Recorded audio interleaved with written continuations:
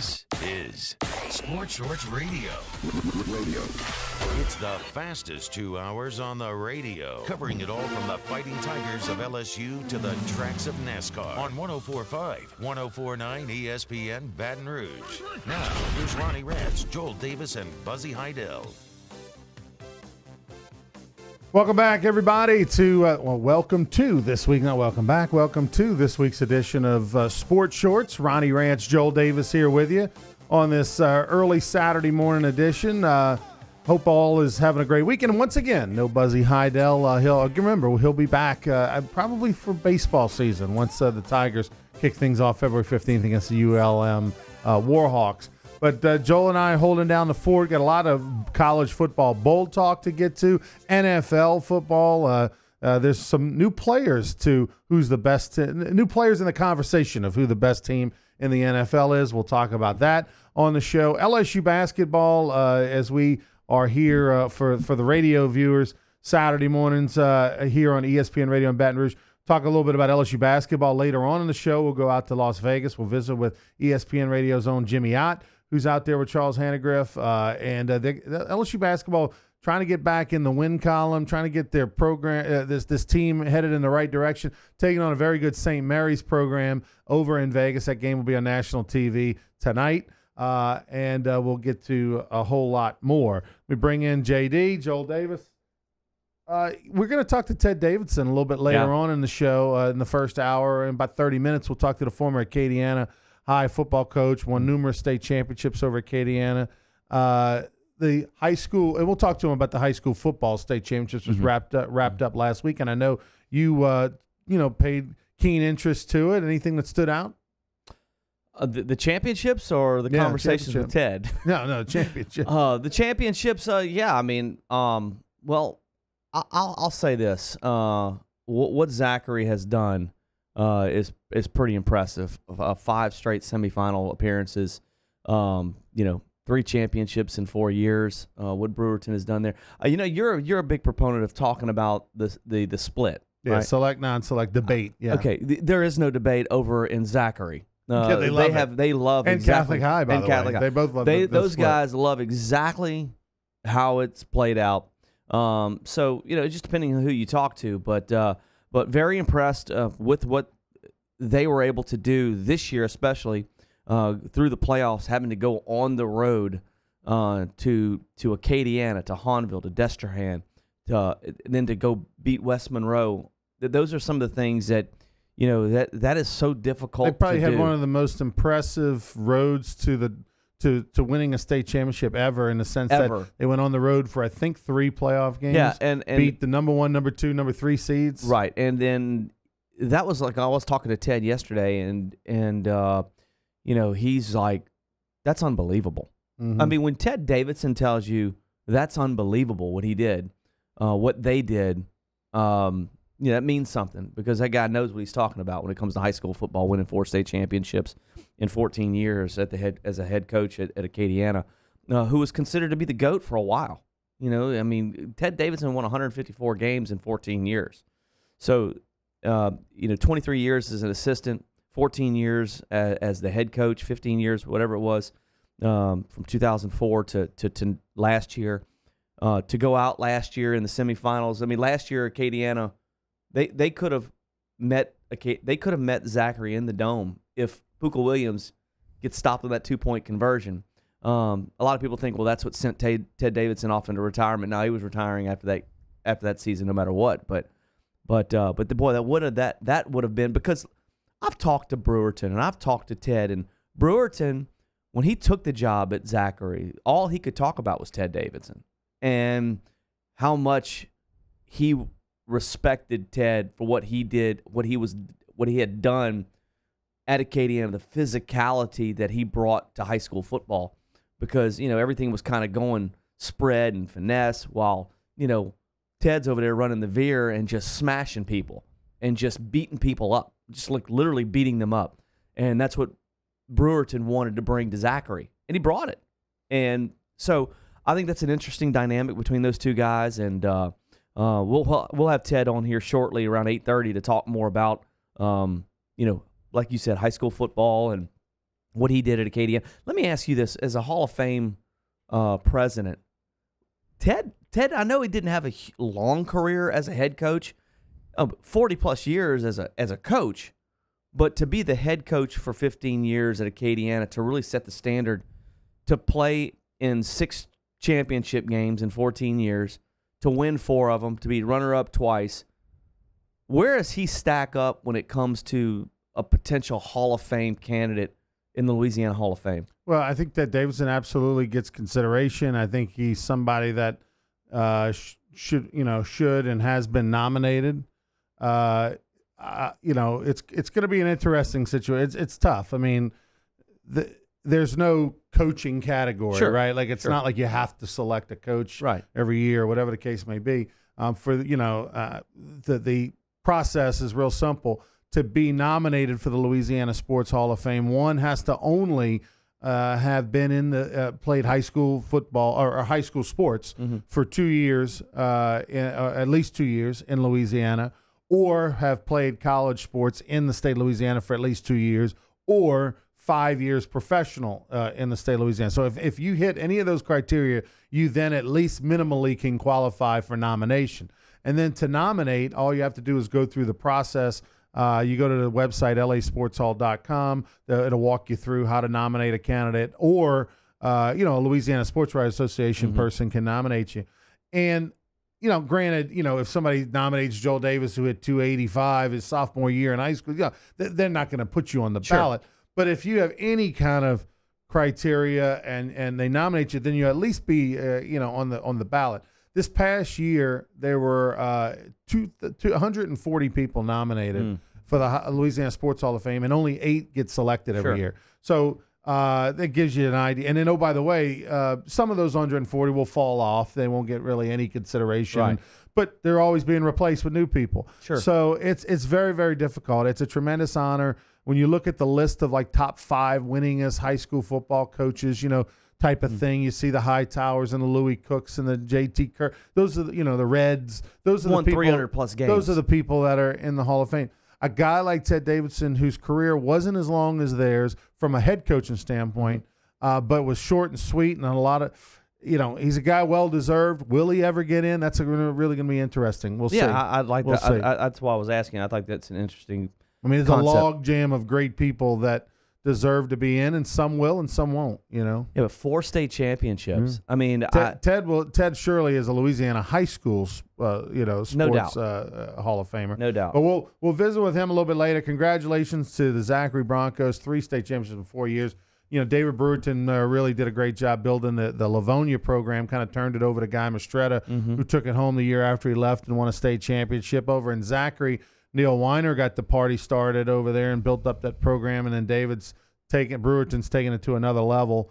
And by the way, that's a young guy, and David Brewerton. And he's not even. I think he's like 40. Yeah, I mean he's 42, a young guy, and he's already won 3 state championships. Had Livonia, took 2 teams to the Dome, and so who knows what his body of work and career is going to look like down the line as well. We'll have I talked to David yesterday, Coach Brewerton yesterday, briefly, and he's in the woods celebrating his championship. He's a hunter, huh? Like he's Buzzy. A hunter. He and Buzzy are in the same woods. They might be shooting bullets at each other. So, Let's hope not. Let's hope not.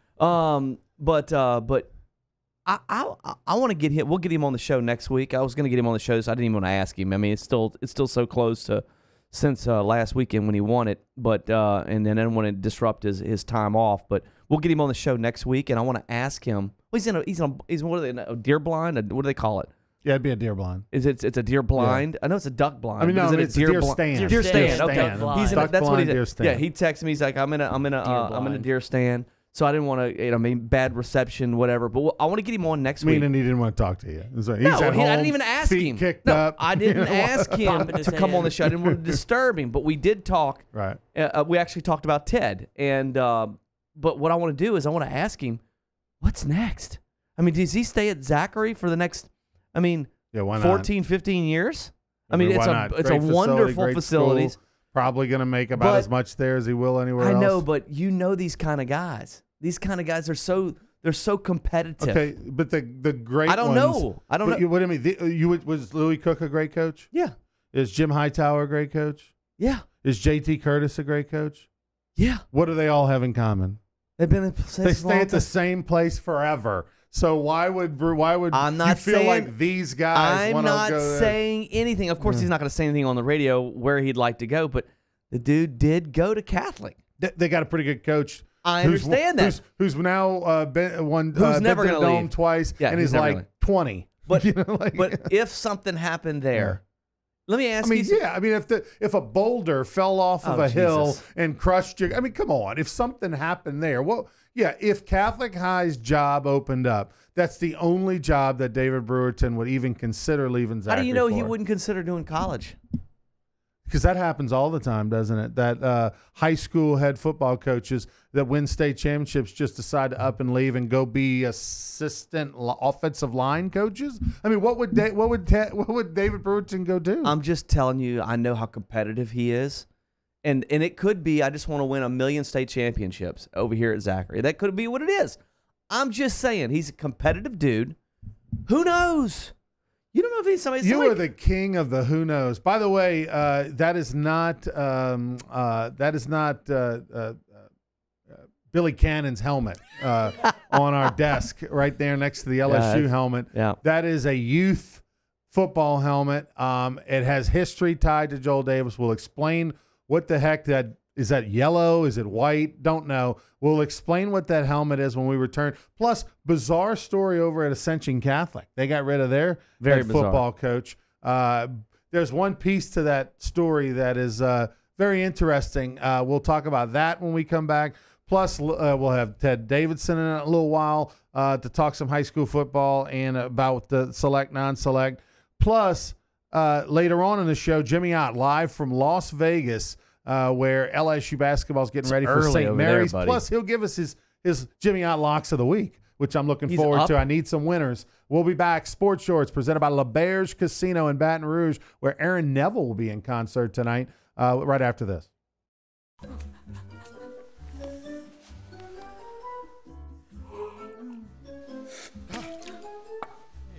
Heater outages hurt everyone.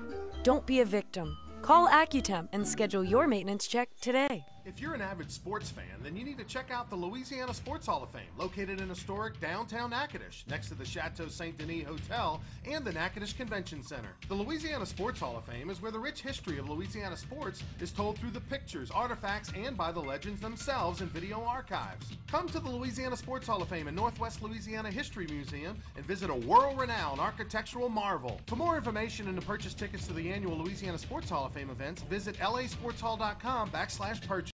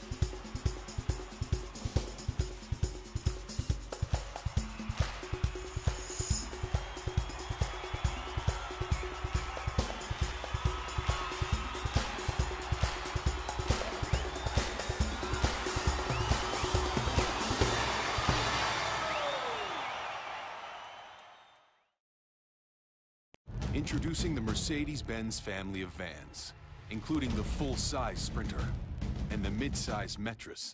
If these are your wingtips, if this is your gourmet latte, then these are your vans. Vans for professionals. Strictly professionals. Best commercial van residual value according to ALG, and starting at just $25,995. Mercedes-Benz. Vans. Born to... When you come to Relief Windows, your experience starts here. Or here. Then we come to your home. We measure twice. And then we bring custom windows to your home. We remove your old windows. Install your new windows. clean our mess. And we make sure you're completely satisfied. And all of this before you pay a dime. And at Relief Windows, our #1 product is customer satisfaction. Relief Windows.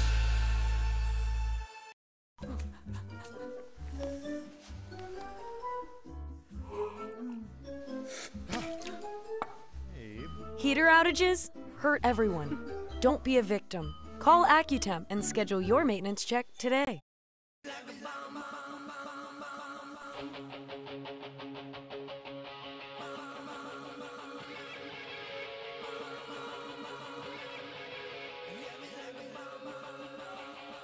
Sports Shorts Radio with Ronnie Rance, Joel Davis, and Buzzy Heidel on 104.5, 104.9 ESPN Baton Rouge.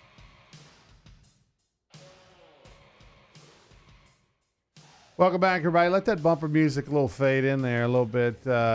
Going in and out of break today. If you're a diehard radio listener, if you're a rock and roll fan or a pop music fan, we're going to have a little buffet of bumper music, coming back from break for the rest of the day. So the Rock and Roll Hall of Fame announced, we were speaking of Louisiana Sports Hall of Fame last segment, the Rock and Roll Hall of Fame announced its 2019 inductees, and I was surprised at how many people get in each year, the Rock and Roll Hall of Fame. But Def Leppard, who you're hearing right there, Def Leppard is getting into the Rock and Roll Hall of Fame, well deserved. I mean, amazing story. A guy, the drummer lost his arm, and back in the mid '80s, I thought that was the end of Def Leppard. Yeah. Now they went on to keep playing till this day. Stevie Nicks, one of my all-time favorites, a former lead singer of Fleetwood Mac, went on to have a great career, and a Phoenix native. So she is going into the Janet Jackson, one of my all-time favorites. Seen her in concert a couple of times. Great body of work. Great body of work.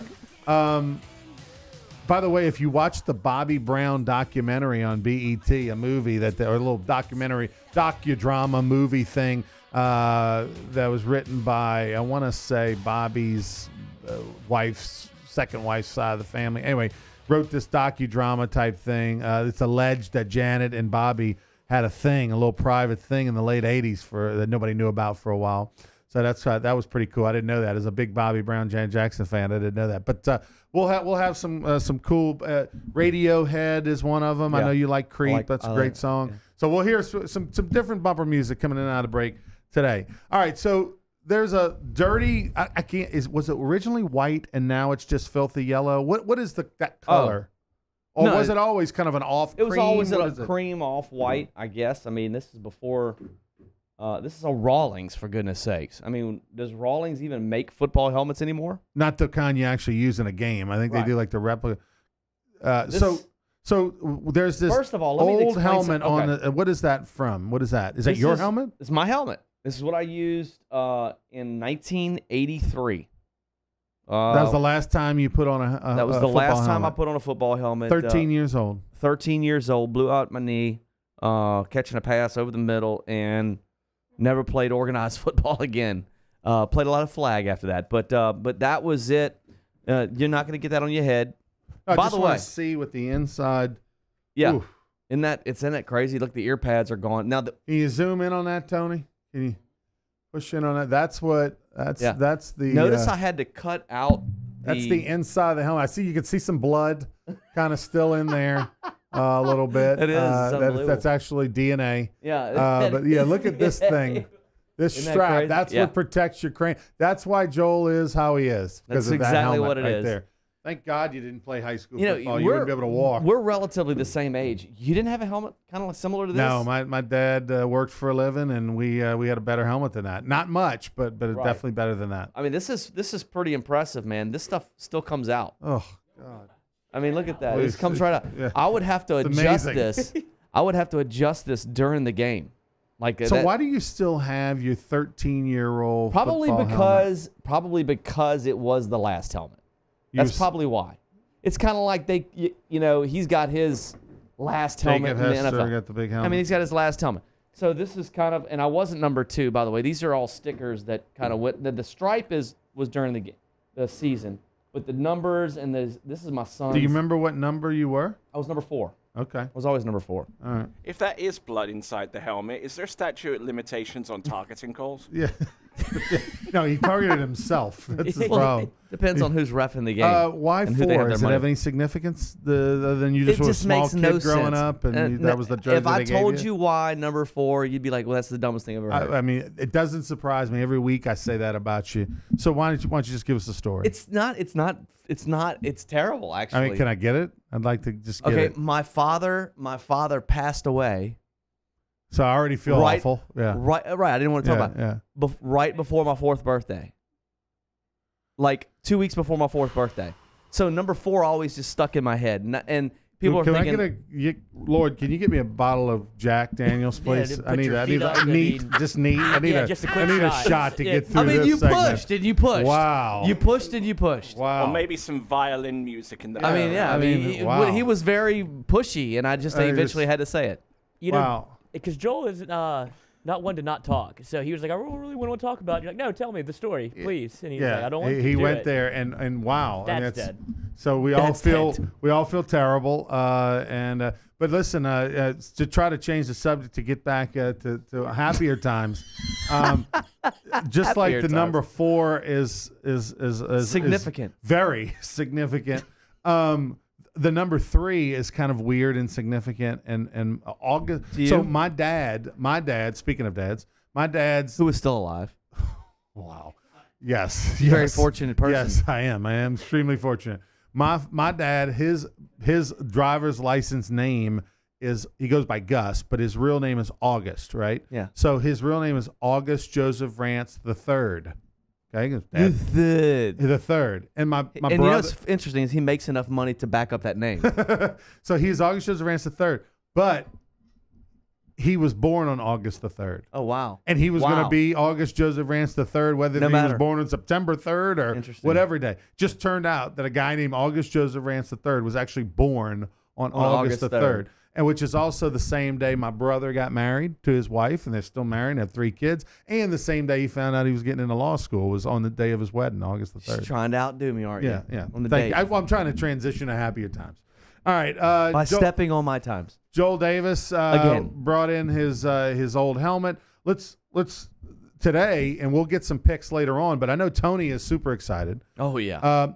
The New Orleans Bowl, which is going to happen today at 12:30, and that game will pit Middle Tennessee versus Appalachian State. Mm-hmm. Appalachian State, the winner of the Sun Belt. This is the first time that the New Orleans Bowl is actually a bowl tie to the champion of the Sun Belt Conference. So the winner of the Sun Belt Conference this year and next year automatically goes to the New Orleans Bowl, no matter who it is. Right. In the past, that was not the case. They kind of was figured out who the game would be.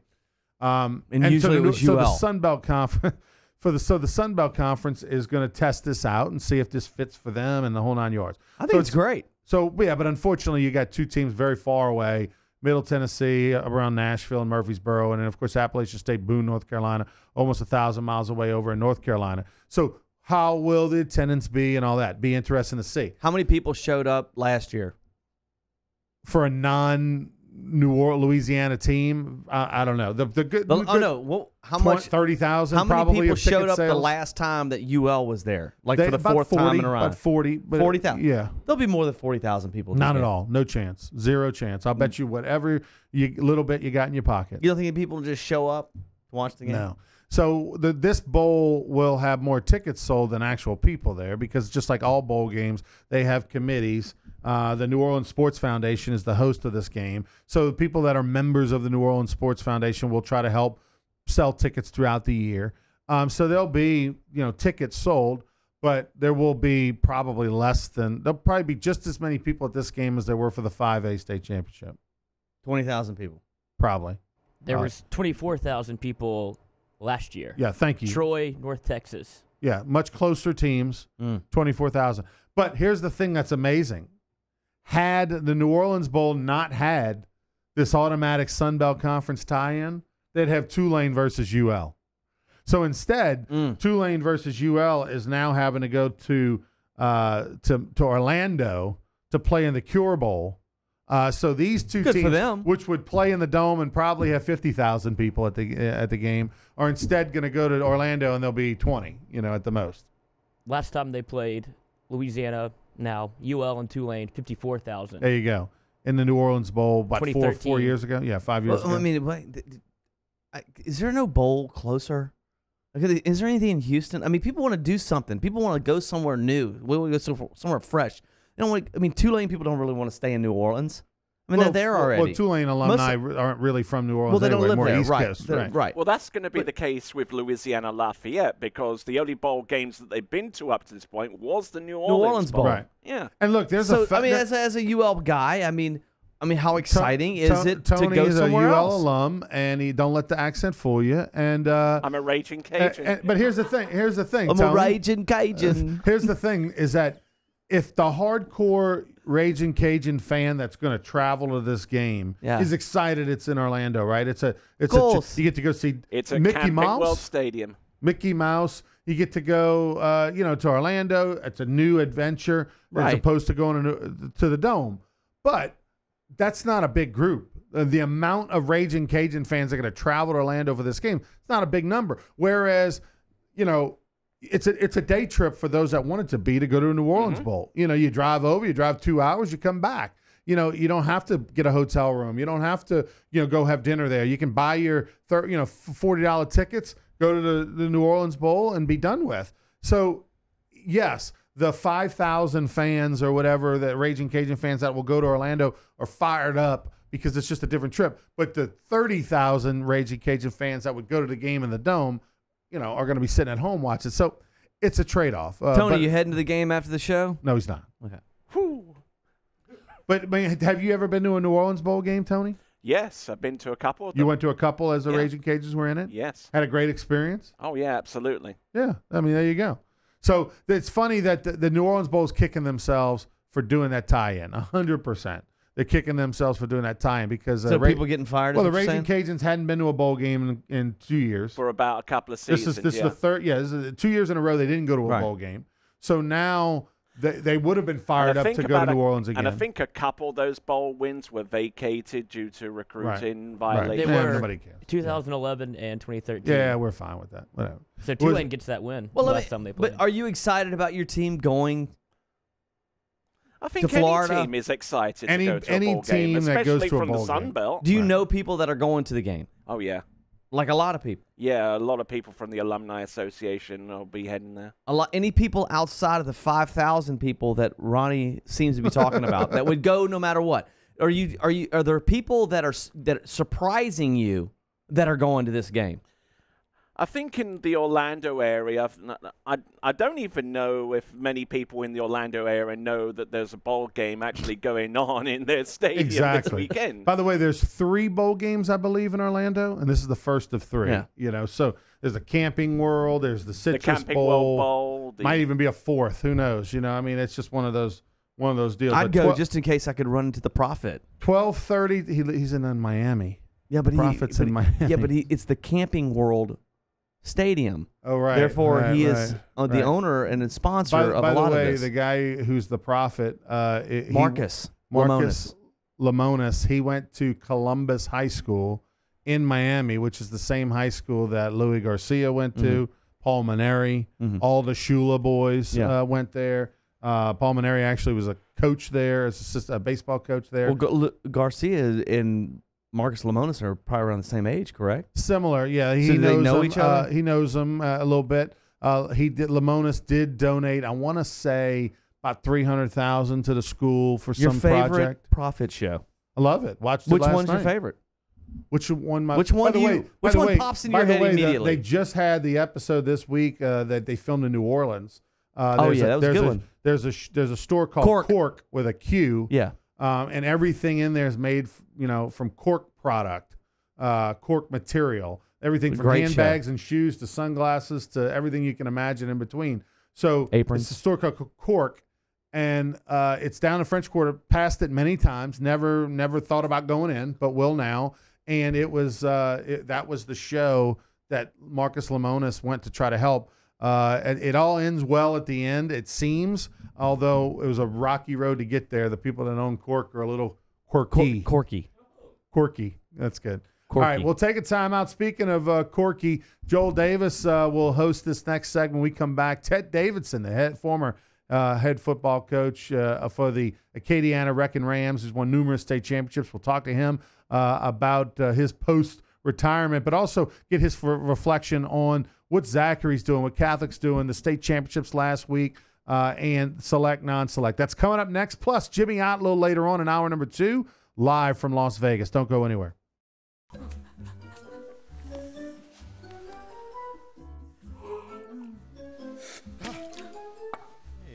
Heater outages hurt everyone.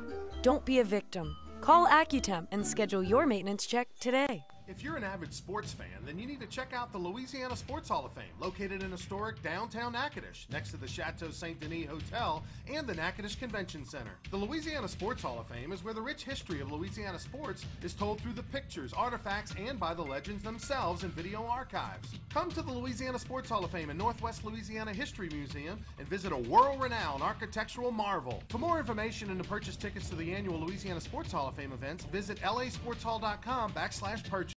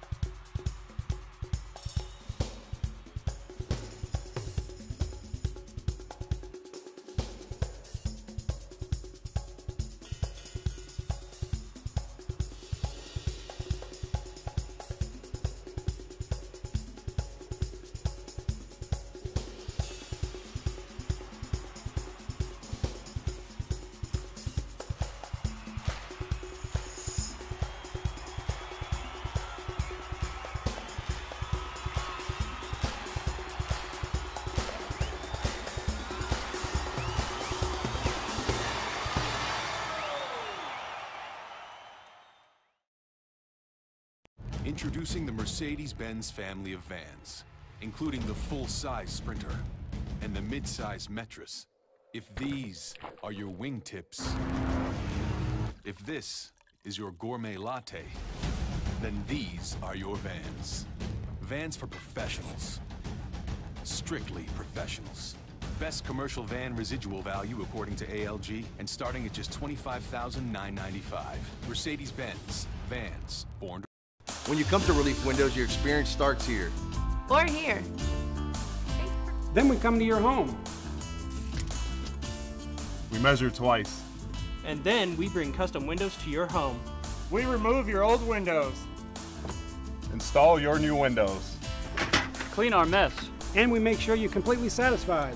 And all of this before you pay a dime. And at Relief Windows, our #1 product is customer satisfaction. Relief Windows.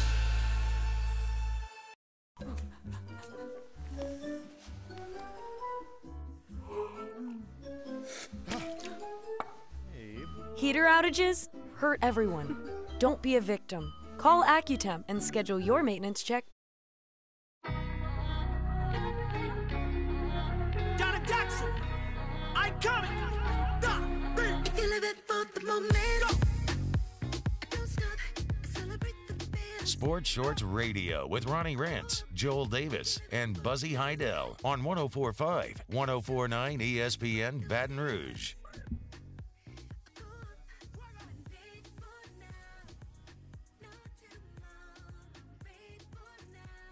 Welcome back, everybody. You know, it's Lloyd, the intern, right there, spinning the wheels of steel. We told you earlier in the show, Rock and Roll Hall of Fame, bumper music the whole rest of the day. Janet Jackson, Def Leppard, Radiohead, you name it. All these bands are getting inducted into the 2019 Rock and Roll Hall of Fame. So we're going to have a little sample of it. You know, I didn't tell Lloyd which Janet Jackson songs to play. I am so lost. And there are probably, a solid 32 or 3 that most of us in the world know. He picks the one I've never heard before. Like I said, she has a great body of work. Clearly. You got to pause. She has a great body of work. There you go. It has 52 million views on YouTube. Well, now we know why. The body of work. Yeah. Thanks for picking the most obscure Janet Jackson song 52 ever. million views. I thought that was Michael obscure. Jackson. It might be. Joining us right now is a guy who's a huge fan of Janet Jackson. Probably has all of her CDs. And Louis, look at the picture that Tony Are you picked kidding up. I mean, me, really, Tony. Let's go on the Woodhaven Furniture Company hotline, and joining us is multiple state championship coach over at Acadiana, and now he's retired. Joining us is Ted Davidson. How are you, Coach? I'm doing good. How y'all? Doing great. Our guy Tony, who runs the board, and by the way, he is a Raging Cajun, so you'd think you'd show more respect to the former head coach at Acadiana. But Tony's famous for, whenever we have guests on the radio, for putting up headshots and things, of our guests with a little caption. Because we're on TV too. Because we're on TV as well on this show. So, for the folks tuning in, obviously they're not going to see you, but they'll see a headshot of you or a picture of you on the sidelines or whatever the case may be with a lower third. And I don't know if that's a mug shot of Ted or what that is that you have. Coach, it looks like it's the middle of an interview and they caught you mid response. I mean, like, it's terrible. Joel's going to send you the pic so you at least know that. Yeah, I'd like to see it. And we didn't have anything to do with it, Coach. Don't hold us responsible. Okay. But Coach, what's it like for you now to be an observer, right? You're sitting at home, whether you were at the Dome or you're watching on TV, 3 days of state championships last week, and normally you're either participating in it or your stomach's hurting from the losing the week before or something like that. What was it like for you to not really kind of be involved this year? Well, there were some good things to it. I could really observe it without either, being involved in it or wishing I was involved in it. I could really watch it. I enjoy tremendous athletes down there. I didn't realize the great number of great players this year that were involved in the state championship. I mean, there were some phenomenal football players involved in that state championship. Teams like Amite and Lafayette Christian and those kind of not obscure teams, but teams that nobody maybe have heard of. But these guys had some players. Yeah, I heard a lot about Lafayette Christian, and you saw what they did to a very talented Ascension Catholic football team. I think they beat them 56-7. That's pretty impressive. Pretty impressive victory over a very good and very talented AC team. But, Coach, was there any team specific that stood out in your mind? You're talking about all these great athletes, and I know Zachary was probably high up on your list, but was there a team, was there a group that when you saw them, you were like, that is special right there? Well, obviously everybody knows U High was loaded up. And they were a tremendously talented team. I was impressed with the way St. Thomas More played with them, blow for blow. Mm-hmm. That was that offensively, St. Thomas More could play with anybody. They were tremendously talented offensively. And what's really fun, their MVP is a little 5'7", 150-pound receiver. In the land of the Giants, and that was very impressive to me. And of course, Zachary now has become the evil empire of the South. I guess I used to call Western Row the evil empire, and now I guess old Brew is Darth Vader over there, and took Child's spot as Darth Vader.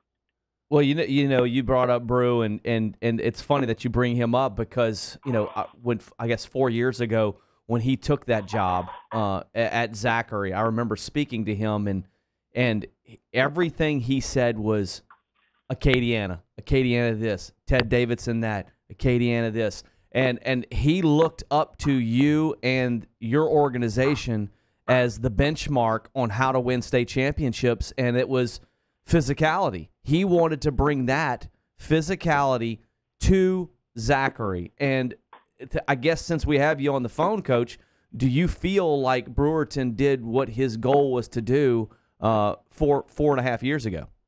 Yeah, he has. He's turned that thing into a juggernaut over there. They're very physical now. We played them several years before he got there in the play. We seemed like we'd always match up somewhere in the playoffs with them, and they were always a really good finesse team. But we've always felt like, hey, we're going to physically dominate them, and we would, and he's brought a new mindset over there, and they, like I said, now they've kind of taken over the mantra of, they're the team of the of this decade right now. I mean, they've been 5 straight semifinals and won 3 out of 4 state championships. That's West Monroe type stuff. You had mentioned something about Shaw. It reminded you of, I guess it was the early 90s with Shaw. Yeah. I mean, how did you compare that on the phone yesterday? I mean, you know more about it than I do. You had mentioned it. It just reminded you of their dominance in the early 90s. Yeah, they were dominant with Hank and Ron DeVere, and they put out some really good teams. And then Don Showles and West Monroe came about in the mid 90s and up through the early 2000s. You know, they completely dominated 5A football, and I would take a little credit of kind of taking a little of that dominance away in the late 2000s. Mm-hmm. You know, that decade, and they've and all those teams and all those teams were physical football teams. You know, and you're not gonna go through a series of 5 playoff games against really good people without having some physicality. You just can't do it. And Zachary right now is they're the benchmark team. Talking to Ted Davidson, the former state championship football coach for Acadiana. Hi, Coach. After watching all the games this past weekend, in your opinion, who was the best team in the state? I know there's a lot of debate between, whether it be Curtis, whether it be Zachary, you high in the mix. What was your takeaway? Well, I think on that particular one, that one game, I think Curtis may have been the dominant team. I mean, U-High was very talented. Physicality, execution-wise, Curtis was phenomenal. They just wore out a real good Catholic High team. And of course, Zachary, I know Zachary had a couple of blips during the regular season, and, they had some injury issues and things like that. And, that'd be a tremendous football game, I think, between Zachary and Curtis. You get two, you get two teams like that together. That's going to be, Connor Brown. He's a difference maker. He's a difference maker. I was talking, Coach, to Eddie Bonine on the sidelines at one of the games, and was just asking him what were some of the different. There's always plans and different things that are out there for. To whether it's to tweak the select non-select system or whatever. And one of the things that was thrown around, it was an idea, was this Governor's Cup, these Governor's games, which basically you'd play the state championship week maybe a week earlier, shorten the playoffs a little bit, or the division shrank them a tad, and then you would have the Governor's games, which would be the winners of the select and the non-select championships playing each other. Do you have an opinion of that? That would be interesting. That would be really, really interesting. I'm not I'm not really a political type guy, but I admit I was kind of for a split earlier when it first occurred, because we forced it because we made Curtis and them play 2A ball, and that wasn't fair to the 2A teams, but after that first year, I said, oh, this isn't good for the game or good for the state, and then never could get it back together. But I think that would be tremendous. I think it'd be, Notre Dame versus Amite. Yeah. Gosh, that'd be a phenomenal game. That'd be a phenomenal game. The only argument. How good would that be? That would be tremendous. And you have Curtis and playing Zachary. Okay, let's line up and let's see who's number one. That's a pretty good idea. And that way everybody, you're still a state champion, right? You still won your Division I or your 4A or whatever it is. You're a state champion in your division, but hey, now we've got this Governor's Cup, which is just like a bowl game, type of thing. I think everybody would still get the juice and the notoriety, and everybody gets the trip to the Dome for the state championship. You just get an extra trip to the Dome the following week to play in this Governor's Cup. I don't know if it'll happen. I hope it does. Yeah, that'd be a lot of fun. I guarantee that would be a lot of fun. It'd create a lot of interest. Coach, just a few more minutes. We'll have you here on the line, but I got to ask you, today's a big day for you, actually stepping back on the sidelines today at St. Thomas More Stadium, the I-10 Bowl. You'll be the honorary head coach of one of the teams. Talk a little bit about what's going to happen today in Lafayette. Yeah, we play at 12:30 today at St. Thomas More. I'm really excited about getting down there with great kids, great players. I've been really impressed with these guys. It's great. You get about 3 days of practice, but you can see why these guys were so good. They pick up things so quickly, and they've got a good football IQ, and we've got some really great kids playing for us, and I'm sure Lake Charles area does too. And I'm really excited about going over there. These, we got the Perry kid that's committed to LSU as an offensive lineman, and we got little Noah Bourgeois, the tailback from Notre Dame that had such a great year, and Grant Arsenault, the little receiver from STM, who stood out so well in the dome.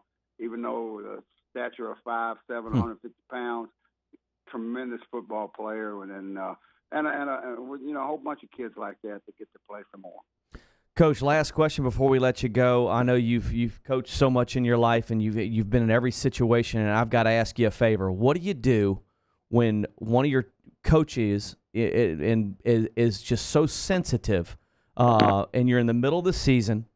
How do you handle that? Because I'm kind of in that situation, Coach, where, my team, I've got a very sensitive person on my staff. Your team? What team? This team. Our team. The Sports Shorts team. What do you do, Coach? Sensitive? I mean, Ronnie is so sensitive, and I've got to work with this guy daily, and I'm trying to figure out how to work around it, Coach. Well, Coach doesn't believe that for a minute. Oh, he absolutely. knows you and I. You're so and out of the sensitive. two of us, who's the most sensitive? Oh my God! Easily. I can understand. I can picture the sensitive one. I think I know who the sensitive one is. Yeah, it's the smaller one, Coach. Yeah. No, Coach, you know who it is, Coach. You've worked with both of us. You know exactly who the sensitive one is. Ted, thanks for joining us, man. Appreciate it, and enjoy being back on the sidelines today. Okay, thanks for having me on. This was fun. Thank you, Coach. We appreciate it. Coach Ted Davidson, Hall of Fame coach there, who has won numerous state championships, and we'll be back. By the way, he'll be on the sidelines. That's old Jim Hightower. How about this? Jim Hightower, the head coach at St. Thomas More, 44 years as a head coach, 34 of those at STM. Has never won a state championship at STM. It's crazy. He did win a state championship at Catholic Point Capee in the 80s when Dale Weiner was an assistant there. But, man, my brother graduated, played for Jim Hightower. I'm a big fan of his. Close but no cigar. But I tell you what, they want, most of the time when they give out those second-place trophies, it's kind of, that was the best second-place trophy of the weekend, that game against U High. STM laid it out on the line, gave it all they had. It was a shootout. They scored over 40 points against U High, top 7th ranked team in the country, and they went toe to toe. Like they gave it all they had, and that was an impressive game. And STM, if they play anybody but U High, probably wins the state championship. But tough matchup. All right, he's Joel Davis. I'm Ronnie Rance. We'll take a time out. Be back on Sports Show. Talk some New Orleans Saints and NFL. Is there a new best team in the league to consider? We'll talk about that when we return next.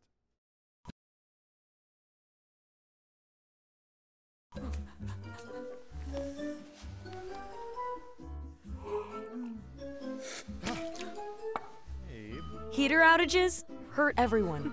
Don't be a victim. Call Accutemp and schedule your maintenance check today. If you're an avid sports fan, then you need to check out the Louisiana Sports Hall of Fame, located in historic downtown Natchitoches, next to the Chateau Saint Denis Hotel and the Natchitoches Convention Center. The Louisiana Sports Hall of Fame is where the rich history of Louisiana sports is told through the pictures, artifacts, and by the legends themselves in video archives. Come to the Louisiana Sports Hall of Fame and Northwest Louisiana History Museum and visit a world-renowned architectural marvel. For more information and to purchase tickets to the annual Louisiana Sports Hall of Fame events, visit lasportshall.com/purchase.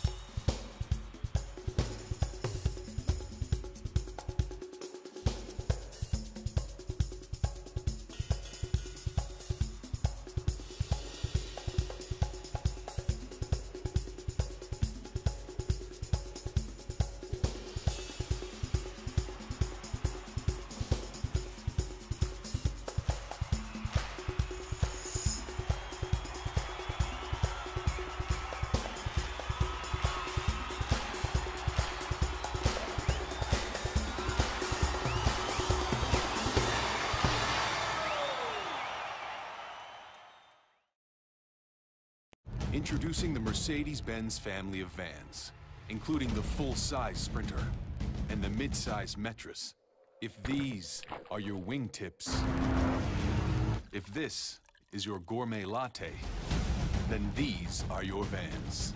Vans for professionals. Strictly professionals. Best commercial van residual value according to ALG, and starting at just $25,995. Mercedes-Benz. Vans. Born to... When you come to Relief Windows, your experience starts here. Or here.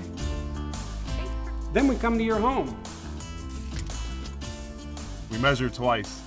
And then we bring custom windows to your home. We remove your old windows. Install your new windows. Clean our mess. And we make sure you're completely satisfied. And all of this before you pay a dime. And at Relief Windows, our #1 product is customer satisfaction. Relief Windows.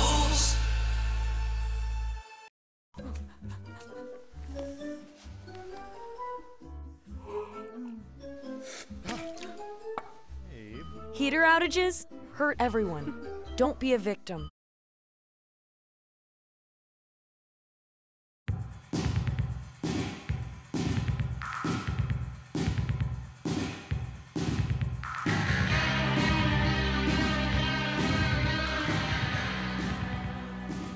Sports Shorts Radio with Ronnie Rentz, Joel Davis, and Buzzy Heidel on 104.5, 104.9 ESPN Baton Rouge.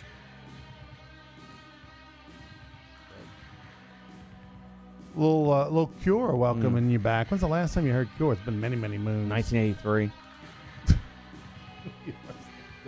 I think it was the Tiger Bar early 90s is the last time I heard the Cure, the Cult, or any of this. Joel Davis, Ronnie Rance. I saw here. the Cult in concert with Billy Idol. Did you? That was in my the friend. heyday in the 80s. White Wedding. Was it in the 90s? I think it was in the 90s. I was in college. Okay. But they were played in New Orleans. It was Billy Idol and I think Billy Idol opened for the Cult or maybe I don't remember. One of them opened for the other one. At the time they were both. Doesn't matter. It doesn't matter. But I'll tell you what. That my friend was one hell of a show. And I'm not gonna lie to you. Billy Idol looked right at me, pointed at me, and y'all had a moment. And we had a moment. And I know he was pointing at me because there was only 15 or 20 other people around me. And so it had to be me. He didn't flip you a backstage pass?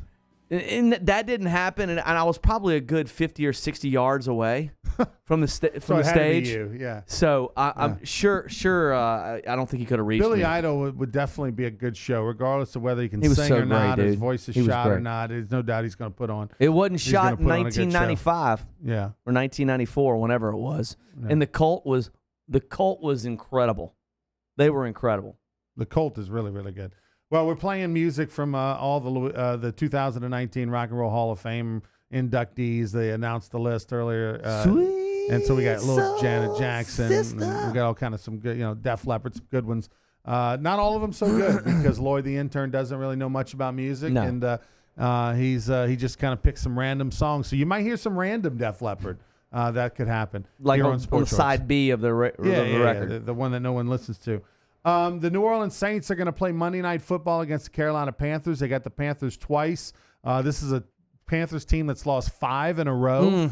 Hate that. But hey, it's Monday Night Football.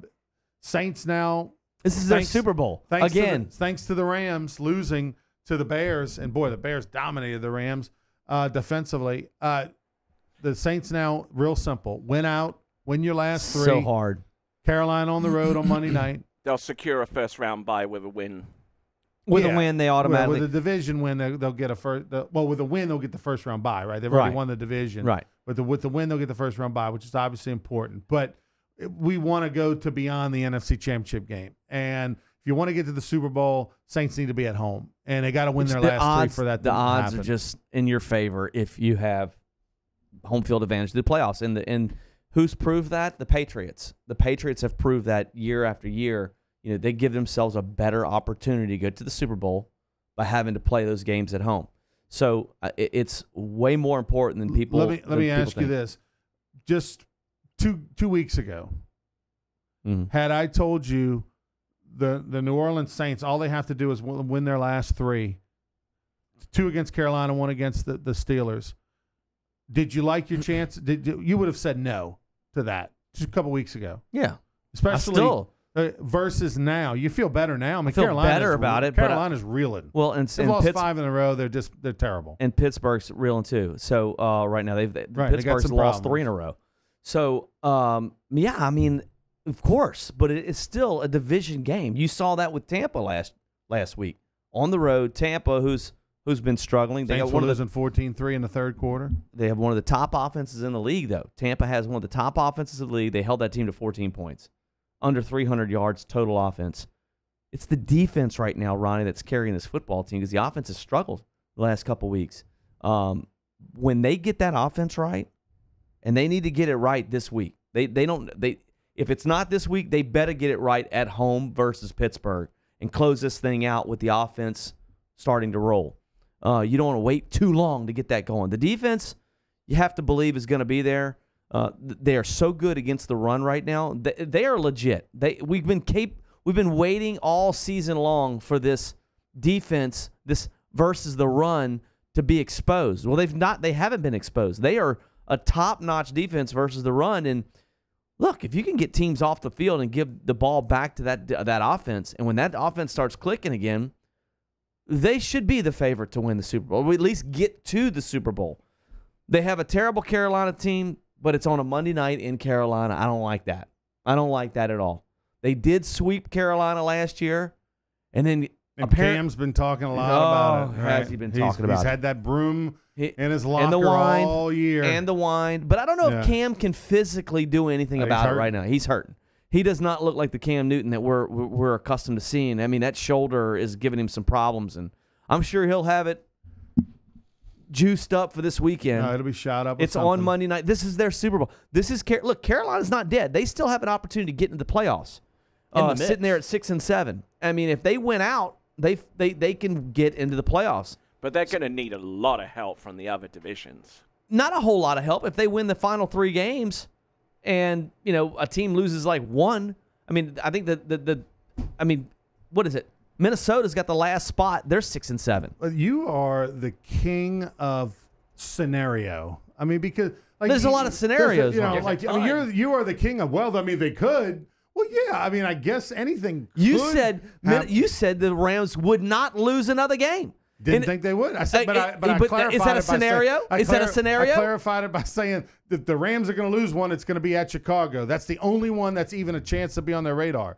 You're looking at this Carolina team. They've lost 5 in a row. Cam Newton said his shoulder's hurt, and you've thrown out a scenario where they win the last 3 in a row. There's zero chance the Carolina Panthers win the last 3 in a row. If they won the final 3, they could be in the play. I'm not worried about them. My point is that they have a reason to fight. My uncle. I get all the ifs. What'd you say? I'm just saying, it's ridiculous. All these, it could happen. I mean, yeah, it could happen that Lloyd gets a haircut. It's not. It's just not. Not going to happen. Is he prepared to go to the window? It's not going to happen. Let me explain test something that to you. scenario. I mean, the Panthers have lost 5 in a row. They're threatening to go get Jameis Winston to be their quarterback for next year. They are in disarray. At the best, Carolina can play spoiler and maybe win 1 of 2 against the Saints. They sure as heck are not going to win 3 in a row. This game, though, zero chance. On a Monday, all I'm saying is this game, this Monday night, means something to them. Next week may mean nothing to them unless they win this game. Then next week means something.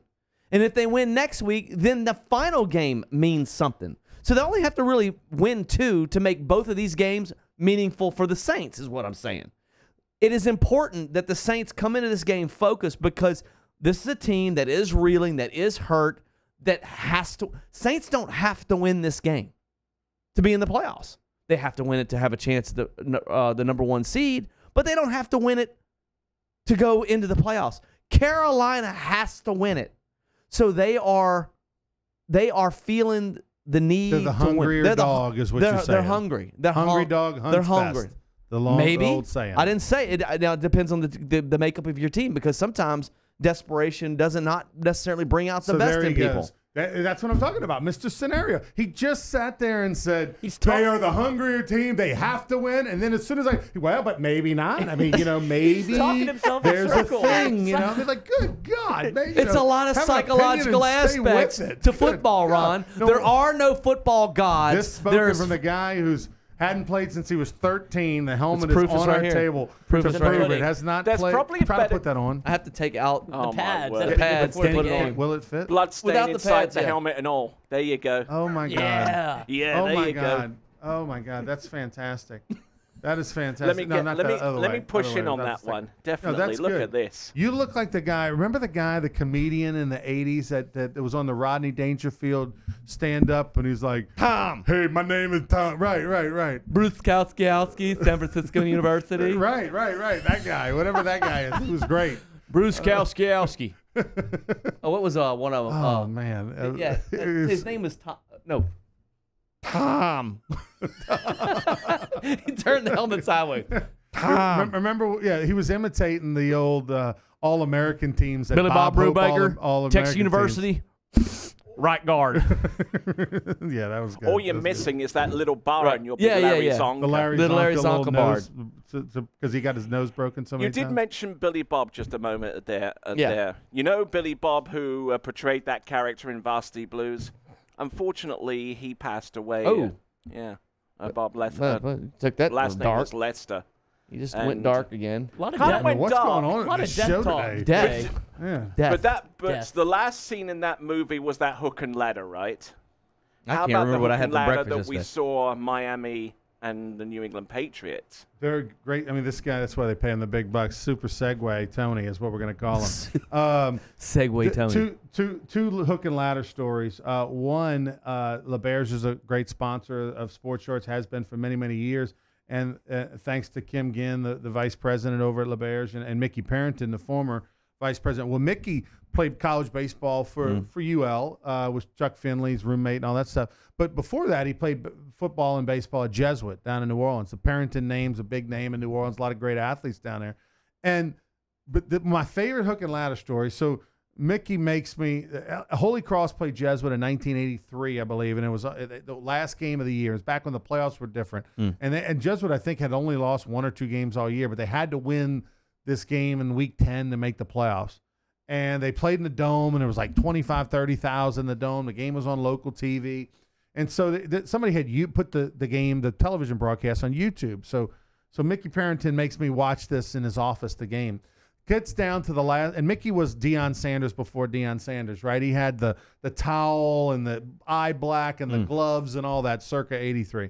And he was a wide receiver, and he was the king of the 3-yard out. Like, this guy had 13 catches for 29 yards, that type of stuff.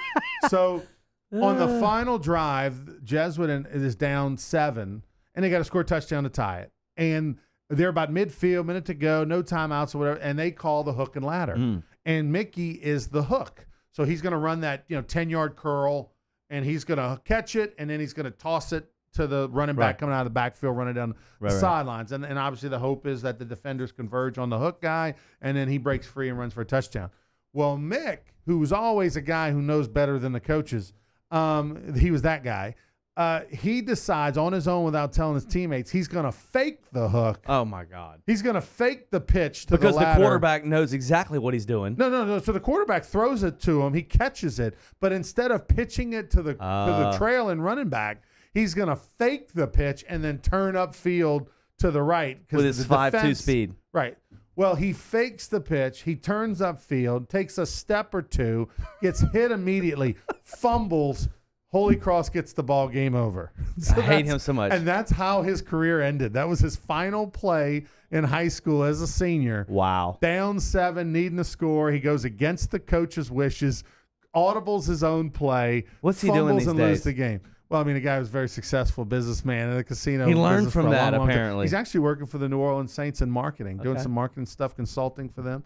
But, yeah. Do they know about how selfish he is? Yeah, I think they do, actually. I think Sean Payton and Mickey Loomis are his good friends. They know him well. But that was just so classic. So classic. God, I'd like to see some video of that somehow, some way. It's got to be out there somewhere. This past week, when Miami beat the New England Patriots. They executed the play. I was watching. There was a pitch. I was watching that play, and was watching the Saints game and that game at the same time. Granted, it's probably not going to have.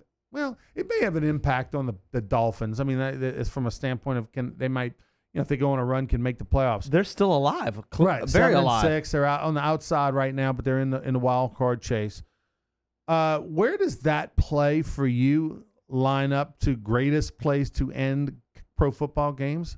Is it in the discussion of greatest you've ever seen? I mean, not really. Because you don't care? Because teams you don't care about? It was a middle of the season game. It really, it was a division game. But New England has had troubles in Miami before. I think the Tom best Brady has a losing record in Miami. Right. I think the best part about it is watching Tom Brady and his teammates smiling and giggling on the sideline, never anticipating that happening, right, especially to the Patriots. And then watching Gronkowski fumble all over himself to try to get to the. Why was he in the game? Because of the Hail Mary. No, but you can't read. It was a 70-yard throw. I understand that, but that's why he was there. I know, I understand, but I'm saying it's a mistake. I think it was a total mistake. It's one thing if the ball's at the 40, 50-yard line and the quarterback can throw it into the end zone. It's another one when it's Marcus Randall and it's on your own 30 or whatever. You can't reach the end zone, so why the heck is he on the field? Maybe the scouting report on Tannehill was that he could reach it, or maybe he could get it 65. Dude, if he can, that's not uncommon for an NFL player to be able to throw it 70 yards. It's not uncommon for a guy to be able to throw it 70 yards. It's uncommon for the guy to have enough time to then be able to wait for everybody to run downfield. Then I got to crow hop and throw it 70 yards. Ryan Tannehill is one of the more athletic. I'm trying to put on my Bill Belichick hat. I think Bill Belichick messed up. No doubt, because I think he overthought it. I think he overthought the situation and gave way too much credit to what Tannehill could do. And then they missed the play. They went with the hook and ladder, which is, to me, I think the hook and ladder has less percentages of being successful than a Hail Mary does. Not at all. Oh, are you kidding me? Why would you say a Hail Mary? I'm just putting on my thinking cap here, which is not really. You just put it on. Just put it, a minute ago. just very tight. All right, let's talk about this for a second. Put your thinking caps on. What do you think has a better chance of being successful? All right, being at the 30, throwing a pass to a receiver, pitching it to that receiver, pitching it to another player who's got to run around and beat 7 defenders. You have to beat 7 defenders and keep pitching it until it works out. Or one throw to the end zone and hopefully your guy catches it. To me, the odds seem more in your favor for a Hail Mary to happen. You see more Hail Marys. Part of that scenario that you didn't talk about is where's the football? The football was on Miami's own 31-yard line. So assuming that Tannehill's toes are touching the line of scrimmage when he throws the football, which he's not, he's going to be 5 yards back at least. He's got to throw the ball 70-something yards in the air. I'm sorry, Jamarcus Randall's drinking purple juice in Mobile. They don't have people that throw it 70-something yards anymore. And the other guys in Kansas City. So Baker Mayfield can throw it 70 yards. Baker, no, he can't. Yes, he can. No, he can't. Yes, he can. He gave it all he had to throw it 50 yards to hit Jarvis Landry in the end zone the other day. Dude, that's so different. That's so different than just throwing it as far as you can. Tom Brady has thrown the ball 70 yards before in the NFL. He didn't come into the league being able to throw it 70. By about his 5th or 6th year in the league, could throw it 70 yards.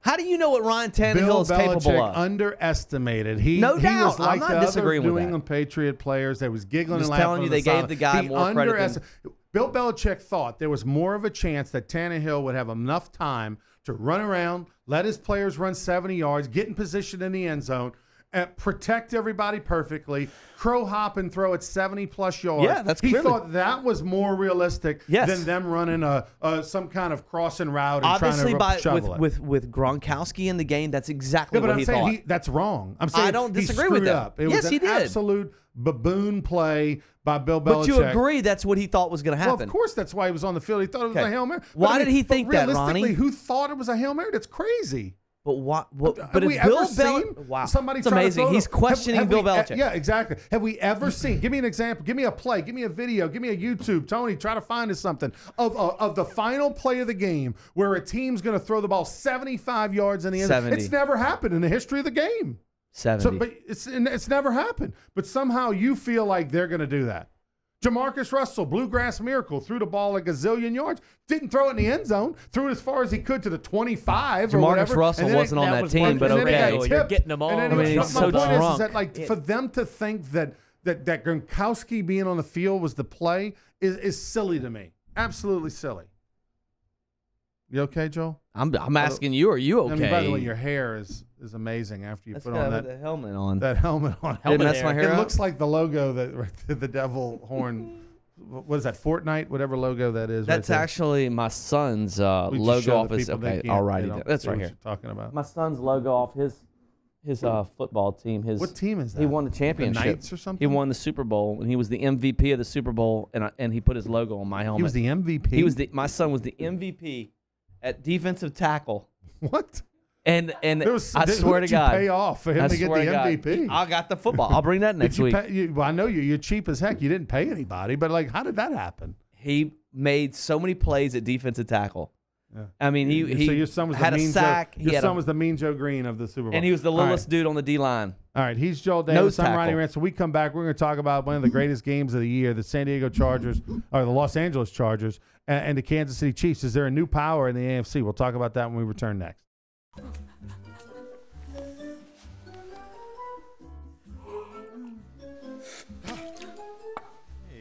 Heater outages hurt everyone.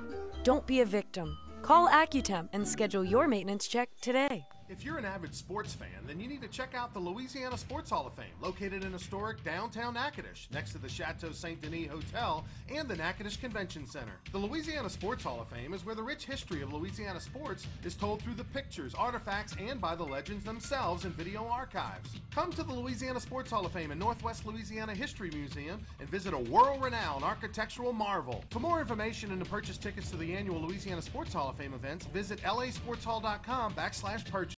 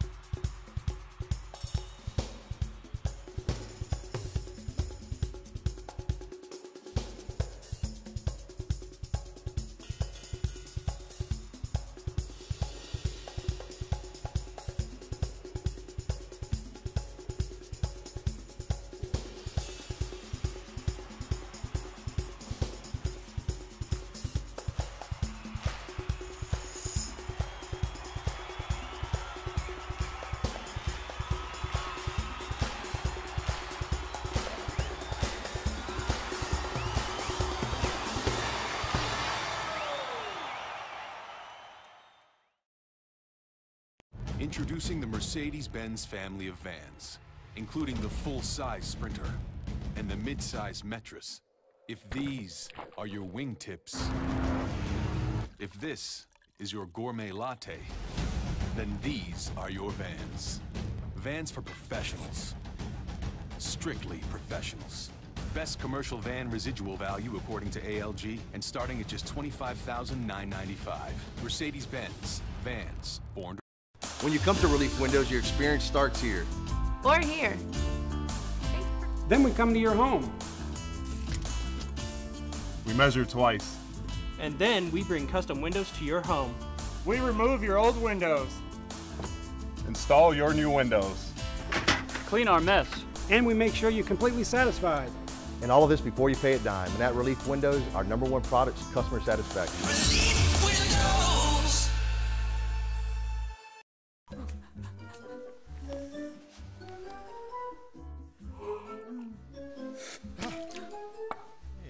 Heater outages hurt everyone.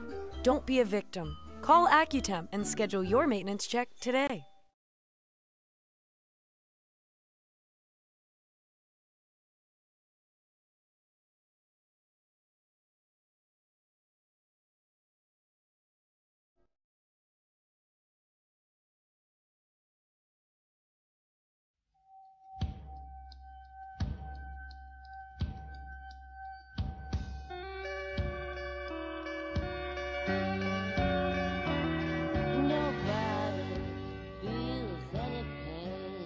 Sports Shorts Radio with Ronnie Rentz, Joel Davis, and Buzzy Heidel on 104.5, 104.9 ESPN Baton Rouge.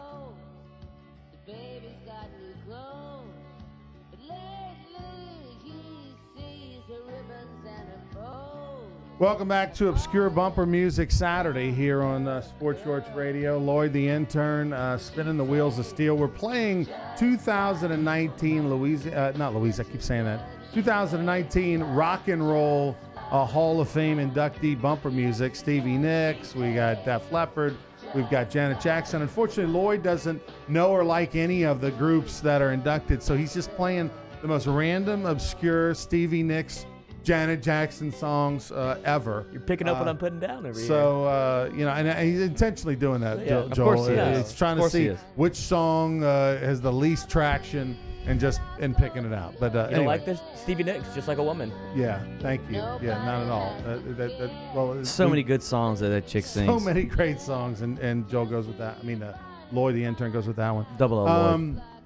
This past Thursday, was this the game of the year? Well, I guess the Rams and Chiefs was the game of the year. Yes, two that teams was- over 50 points and all Right. that. But this may be the runner-up. I mean, with the Los, I've been sleeping on the Chargers, the Los Angeles Chargers, all year long, in the sense that I wasn't buying what they were selling. I was focused on Chiefs, Patriots, Steelers, and then all of a sudden, the Chargers have been red hot, and they showed me something the other night, winning on the road in Kansas City. Came from behind, 2 scores with 8 minutes to play.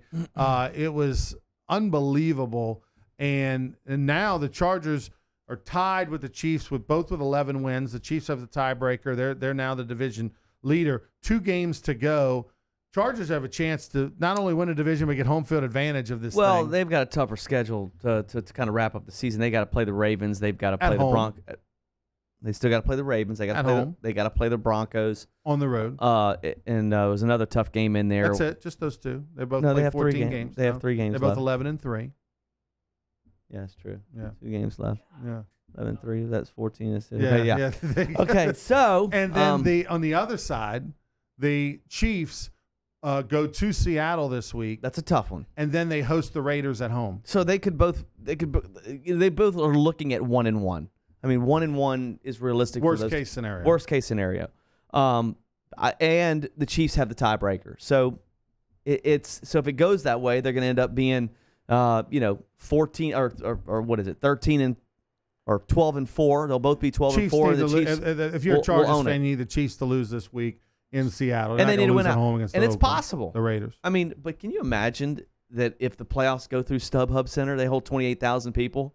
28,000 people would be in an AFC Championship game. Well, that's all that they can would come out have. of the woodworks for that. No, that's all it seats. Oh, it's all it seats? It only holds like 28,000 people. It's a soccer stadium. It's a tiny little stadium. Oh, wait a minute. I didn't even know this.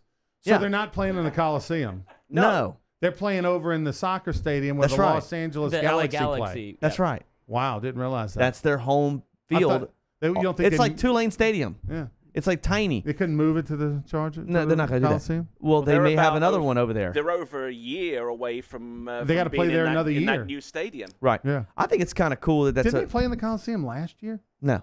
They did not? No. Okay. They played in that That's how stadium. much I pay attention to the Los Angeles Chargers. Well, we're still calling them the San Diego Chargers Yeah, half that's the time. every other So time. I feel bad for the San Diego fans that are finally seeing their team. Yeah, but San do Diego something. may get the Raiders next year because the Raiders right now at the moment don't have a stadium to play in Oakland, and they got one more year before they get to Las Vegas. There's a lawsuit that the city of Oakland has filed against the Raiders team as well as the NFL, and there's a lease that hasn't been signed by the city that was proposed by the Raiders. So right now, as it stands, Is there no stadium, anything? Raiders- Is there nothing in Las Vegas that they can well, play in? UNLV, But that's what I'm UNLV. saying. They're going there. Why would you not get your team there? That makes no sense. Like, why would you? They're like they're what do they call it? When They're you're on probably going to get more lame money. duck. They're a lame duck football They're team. probably going to get more money to go to a city somewhere else that already has an NFL. Well, I don't know why infrastructure. Vegas can't step up and say, okay, we're going to put you over here somewhere. I mean, the Chargers are playing in a 100,000-seat stadium in Los Angeles. You're going to Vegas. Your fans are going to be in Vegas. I would assume that there is some minimum requirements by the NFL. 28,000. Well, yeah, 28,000. No. But what I'm saying is the Galaxy is a professional stadium. They have suites. They have press boxes. They have facilities. You know, even though it's small. They don't have any of that in Vegas. Yeah, it's but I mean, freaking have you Vegas. seen UNLV Stadium? It's kind of like Cajun Field. No disrespect to our beloved. Do they have a Raging press Cajuns. box? They have a press box. Do they have power running to the press box? Yes, they do. Then let's get this thing going. As well. You think the press box is the most important part of the stadium? I mean, yeah, he does. I'm just saying, like, I got to get my finger. Right now, there is no. I mean, obviously, that's on the table as a possibility. It needs to happen. But I mean, that's where you're going. Santa Clara, going to possibly San Diego. I mean, there's nowhere. Even Glendale playing in Phoenix. Splitting the stadium with the Cardinals for a year. I'm trying to understand, if you're a Raiders fan, why in the hell are you going to those games? I'd be so pissed off. I think if the Saints were moving to San Antonio. Yeah, but you're bitter, Joel. Like most people that are. I'm bitter, Joel. I'm bitter, Joel. Big time fans that truly believe they're not going to hold it against the players, right? They just want to dance one more dance with the one they love. If you had a girlfriend, that's what the Raiders if you had a girlfriend, all right. That almost sounds like the situation back in 1983 when the Baltimore Colts were still in town and the city tried to sue them to prevent them from leaving. Of course. What's the scenario? Okay, so if you had a girlfriend, which we know you don't go that way, you're the other guy. Let's say your boyfriend. So let's say you had a boyfriend, and y'all were dating for a while. Both are great, by the way. And then you found out your boyfriend was dating another boy, right? You know this. It's clear. He even said it to your face. And you say, well, let's go to dinner tonight and talk it out. And then you go to dinner the next night and you pick up the tab each and every time. Sounds like a scenario you've been through. I mean, it's a very detailed. Except this, by the way, that's not the scenario this is. This scenario. You're going to keep picking up the tab? This scenario. You're going to keep picking up the tab, Ron? This scenario is your boyfriend saying, hey, we had a great time. I mean, we had fun, didn't we, for the last number of years? Listen, things are going to end on New Year's Eve this year. But let's have a good time till New Year's Eve. But come 2019, I'm going to be dancing with a different partner. And you made the decision to stick around through the party on New Year's Eve versus to, find another party. No, I'm the guy that's not going to stick around. But what I'm saying, that's what's going on with the so Raiders. You would stick around. So you would stick around. This person's name Dorothy You would stick. See, Ronnie, you'd stick around until New Year's. If if some chick said that to you. Depends on the girl. If you were yes, on the party. What kind of party are we talking about? That's why. I mean, you're just not a committed man. You have no You have commitment issues. I appreciate the truthfulness. Yeah, the straightforwardness. So you're gonna pick up on your own. Okay, so you're the Raider fan that keeps going to the game. I'm the Raider fan that doesn't go to the game. I feel betrayed. I feel used, and you're not going to use my money. Sensitive. Remember we had Ted Davidson on the show earlier, and he thought I was the sensitive one, Lloyd? Yeah, please. I remember. Lloyd, you're going to the games? I would be there with Ron, face painted, spiked shoulder pads. Your team's leaving you. It depends on how good the season's going. If it's one last hurrah, like Ronnie said, if I don't think it out. No way. But if we stink and then they're leaving, then By the way, if you're the Oakland Raiders and you lose the Raiders for the second time, and they're 4-12, they're going to be 4-12. Was this be the second or third time? It's like the third time they've left. But my point is they've stabbed their fans in the back like 100 times. If you lose them now, you're not getting another team.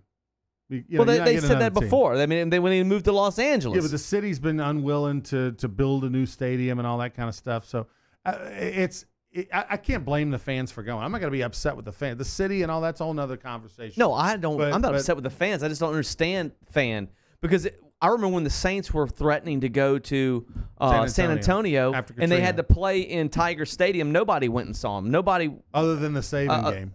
I went to that game. I was at the Saban game. It was about 35,000. It was like nobody. It was no, but I'm saying it was. I mean, relative to all the other games, it was about 35,000, 40,000. I think were at that game. Yeah, exactly. And it was, and we hated them because they were leaving us. They were thought to be leaving us. I went to every Saints game in Tiger San Antonio. Stadium. What about San Antonio? Did you go to any of those? No, I didn't go to that. They had a big crowd in San Antonio. I know. I mean, they thought they were getting. It's kind of like when the Pelicans. when the Pelicans went to Oklahoma City. You know, they put their best. The Hornets went. The Hornets. They put their best foot forward in Oklahoma City, and obviously they got rewarded for that with a franchise because they showed they can. They'll support it and they do a good job. But I mean, look, as much as was it Tagliabue back then? Yes, Tagliabue saved the Saints. Tagliabue's the one who saved the Saints. I mean, this whole.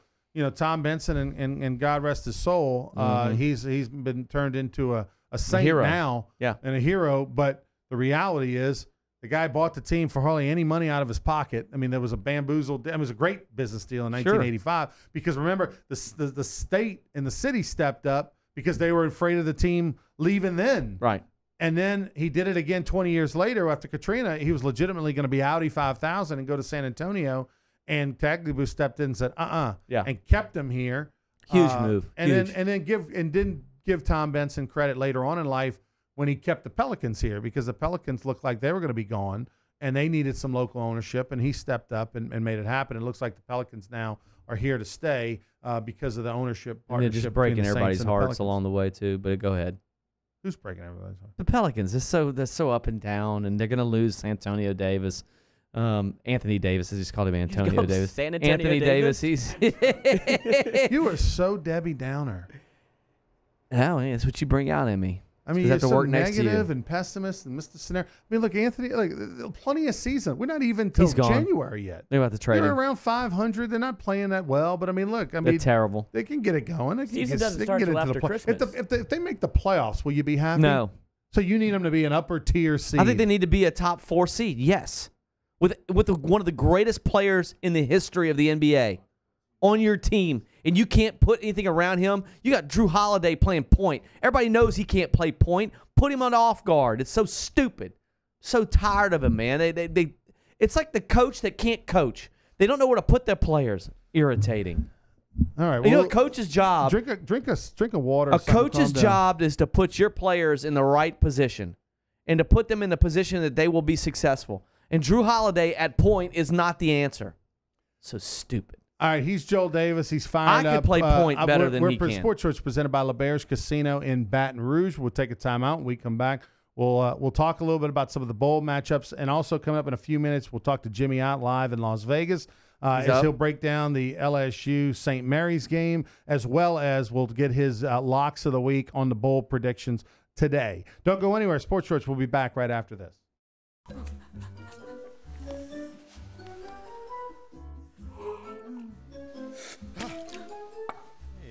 Heater outages hurt everyone. Don't be a victim. Call Accutemp and schedule your maintenance check today. If you're an avid sports fan, then you need to check out the Louisiana Sports Hall of Fame, located in historic downtown Natchitoches, next to the Chateau Saint Denis Hotel and the Natchitoches Convention Center. The Louisiana Sports Hall of Fame is where the rich history of Louisiana sports is told through the pictures, artifacts, and by the legends themselves in video archives. Come to the Louisiana Sports Hall of Fame and Northwest Louisiana History Museum and visit a world-renowned architectural marvel. For more information and to purchase tickets to the annual Louisiana Sports Hall of Fame events, visit lasportshall.com/purchase.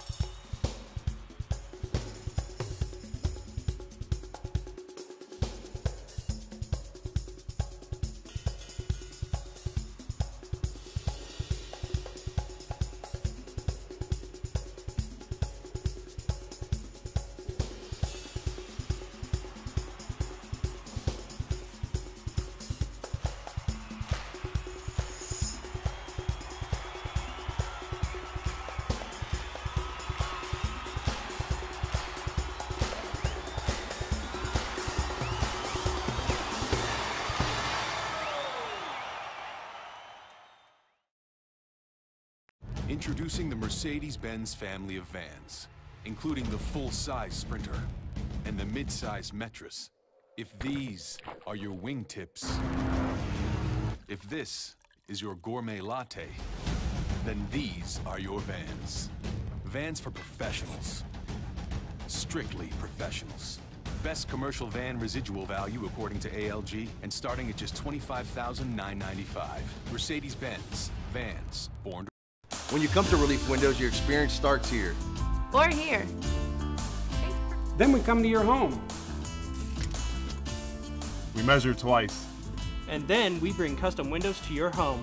We remove your old windows. Install your new windows. Clean our mess. and we make sure you're completely satisfied. And all of this before you pay a dime. And at Relief Windows, our #1 product is customer satisfaction.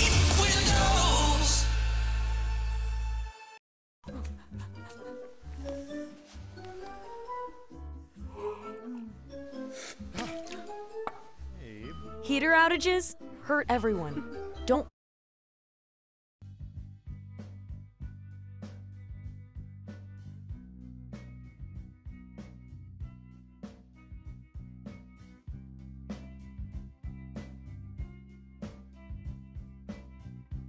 Sports Shorts Radio with Ronnie Rentz, Joel Davis, and Buzzy Heidel on 104.5, 104.9 ESPN Baton Rouge.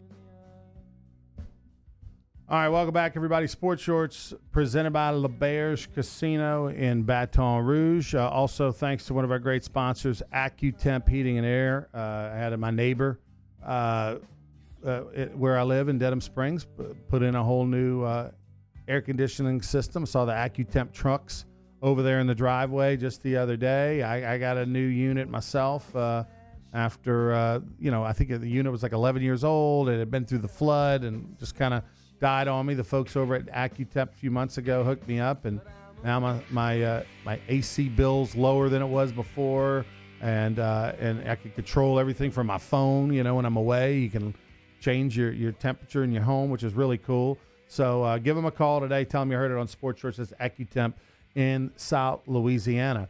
The New Orleans Saints, it's interesting. They're getting a lot of love on some national shows. I saw Chris Carter the other day, called them the best team in the league a couple of days ago. I guess it's being a Saints fan all my life, and I'm 46 years old. There's a part of me that I remember in the 80s when in HBO had their Inside the NFL show, which was a great show. It's on Showtime now, but it's not as good as it was when Nick Bonacani and Len Dawson were. You waited every week. Was it on Wednesdays or Thursdays? I think it was like Wednesdays or something. You couldn't, they would maybe come to New Orleans every once in a while, or they'd show highlights and talk good about your team. The pride was amazing. And of course, in the late 80s, we had never been good. So it was neat to hear them talk about you. But there's still a part of me that cringes a little bit, like, ooh, I hate when they throw out that we're the best team in the league. You know, like you almost rather be second or third, catch them by surprise a little bit. But I get why they're talking about this Saints team so much. It's that defense. You mentioned it in the last segment. The last two games, granted they lost to Dallas, but the fact that they had any chance at all and at least had the ball with under 2 minutes to go with a chance to win the game or tie it was because of the defense. And the defense was the difference in Tampa Bay. Special teams was big, and then, too. Oh, by the way, you throw in one of the best punters in the league, one of the more consistent kickers. You're now, the Taysom Hill experience. Your coverage units are fantastic. If you do punt at all, they hardly ever return a punt. The return team leaves a little bit to be desired. Yeah, and the kickoff and punt. Right. Kickoff and punt return, which you might as well just eliminate it from the NFL. The kickoff nowadays isn't that big. They kick in the end it's a waste of time anyway. if you ask me. It's like you go to commercial, you come back, they kick it off, they go to commercial. I think they just need to eliminate the kickoff altogether, and just start on the 25-yard line. Just because that's 90. It seems like 70% of the time it happens anyway. And if there is a return, it's usually a penalty. It's so frustrating, and it's just such a waste of your day. They're not going to. I think they should get rid of the kickoff. I'm not saying the punt. The punt, I think you should keep. But the kickoff return and the kickoff itself, it's just silly. Just put the ball on the 25-yard line. And it's risky, too, whenever you put Alvin Kamara out there to return kicks. Yeah, it's you get – there's a lot of injuries happen on kickoffs. Guys, did you hear yourselves talking? It's basically you wanting them to play touch football. No, I'm saying eliminate something that's not useful in the game. It is useful. How guy is the can go to distance. He can also fumble. And he can get tackled at the 10. And 70% of the time you see this. 70% of the time you see the kick. Well, what about the other 30%? It's a waste of 30% waste my time. Option. If I'm special in the kick game, or if I've got a thunderstick kicker and kick it out the back of the end zone, I now have a decision. Do I want him to kick it in the end zone? Do I want him to try to sky kick it to get it to the 10 so I can tackle him within the 25? There's some strategy involved. I understand that, but you're not seeing it. If I was coaching, I'd want my kickoff specialist to put that ball on the goal line. Like I would have. Easier said than done. I understand that, but that's all you do all day. Yeah, but we've seen people missing kicks left and right this year. Hey, if you're out there all day, you're a professional. What is this? What is going Is on? that your coach? That's your coaching voice? That's my coaching voice. Yeah. Hey, you kick that ball to the goal line. You put that ball between the 1 and the goal line every you single Bobby time, Boucher's coach? or we're I going mean, to what get is somebody this? else that can do it, pal. All right, pal? You do that. You like the mix between a water boy and some coach of Montana. I don't know what that accent is. But anyway, the New Orleans Saints. Tony's dying to say go ahead, something. Tony. You just keep Jumping in there. Yeah, He's got that hands advice flying. might have been useful a few years ago for the Buffalo Bills in the Music City Miracle. You know, we talked about that last segment, right? The greatest, what was the lateral greatest. by the Dolphins, one of the greatest. No, the lateral, Music City the Miracle. Nashville Music City Miracle, And the Bluegrass because Miracle. it was the wild card game. And by Right. the way, the Titans went to the Super Bowl that year, so they parlayed that miracle Into the Super throw Bowl. into getting to the Super Bowl and losing, coming up a yard short against the greatest show on turf and, That's and the right. Rams and Kurt Warner. So that was right up there with Franco Harris's "It's caught out of the air." Franco, the Popeyes commercial. That right there is also, that was a playoff game against the Raiders. It was a wild card game against the Raiders. So The Raiders still say that ball hit the ground. well, Raiders players. it wasn't so much that the ball hit the ground. No, It the was ball the hit the rule ground. back then was if it hit the offensive player, the offensive player couldn't be the first one to touch it. No, the ball hit It was the it ground. was a touch rule. It was and it looks like the ball hit off the shoulder of the receiver or something like that. That it wasn't. Was so that much was that targeting? Oh, back gosh. Yeah, it was. It was targeting the whole 70s and 80s was Right, targeting, right. even into the 90s. I thought the play with the Saints in Jacksonville was better than that one. The John Was better Carney than missed the kick. relay, something and we relay. We missed the extra point after after we we scored. yeah, to we lose. missed Yeah, that. Was John it Carney? Carney, yeah, and John we Carney, missed- one of the greatest kickers of all time. Right, we missed the Missed the playoffs extra- because if we'd have won that game, they'd have been in the playoffs that And that's year. when the extra point was on the 2-foot line. Yeah, it was a 20-yard Right. extra, which I to this day I could go kick that. How could he 9 do out of 10 that? times without Yeah. stretching? Hey, you remember Henderson? How could Jim he Henderson, do that? right? He couldn't That's believe not it. at all what he sounded like, but I get that's what Jim Henderson. Well, Hall of I don't Fame do the. I broadcaster don't. Okay, tried what to did he say. sound like? Because you're the man of all I voices. can't do. I haven't tried to do. He Jim, can but do everybody's voice except a British voice. How is that even possible? You can imitate and I can do a little Australian. G'day, mate. Because I've been to Australia. A little black swan. he's so off. No, You're it's so not off. it. Not it. No, it's No. been 30 Thought it was years good. since I went. I guess. I mean, maybe your bottom lip, the way you had it cocked out like Rocky Balboa, maybe that made you feel. Hey. I just got one thing to say. When it comes to baseball voices, you're absolutely supreme between Paul Maneri and Skip Berkman. Come on. By the way, we can't do a British on voice. Monday night. On Monday night is the Dan Canterbury Skip Bertman show over at Phil's Oyster Bar. Baseball Tiger Zone, and well, is it basketball right now? It's right after the Will Wade show, and then it'll be after the Paul Maneri show on Mondays. And I went by for the first time this past Monday. I went over there and had a little eat, and saw them, and I was sitting at the bar eating, and the manager came up and said, "Hey, there's some guy over there doing an impersonation of Ronnie Rance. I don't, there's some guy over there that sounds like you that's doing talking about, because I do the Skip you Bertman. do so many. But anyway, go by there this week. It's a good time to go because Monday Night Football, the Saints are going to be playing the Carolina Panthers. Kickoff at 7:15. And Dan Canterbury and Skip Bertman are going to be there doing the show, watching the game. Good place to eat, drink, and I know a bunch of former Tigers are going to go support Coach and watch the Saints game Monday night. So They got some good food over there, man. They do. They got do. some good people too. All right, so let me. We're about a minute left here. In the show? The New Orleans Saints. No, till break. I'm sorry. But the New Orleans Saints, and then we're going to go 2-hour to show Jimmy still. out in Vegas. But before we go to the break, the New Orleans Saints have 3 games left at Carolina, home against the Panthers, and home against Steelers and home against the Panthers. Which is going to happen?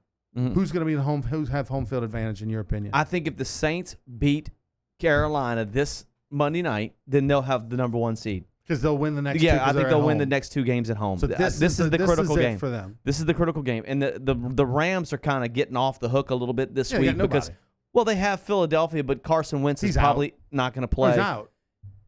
Yeah, but the other guy, he did win a Super Bowl last year and was Super Bowl MVP, so he might be able to get something done.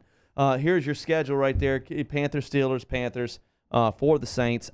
I will say this: this is a huge game for Carolina. It is a very important. It's a very important game for both teams.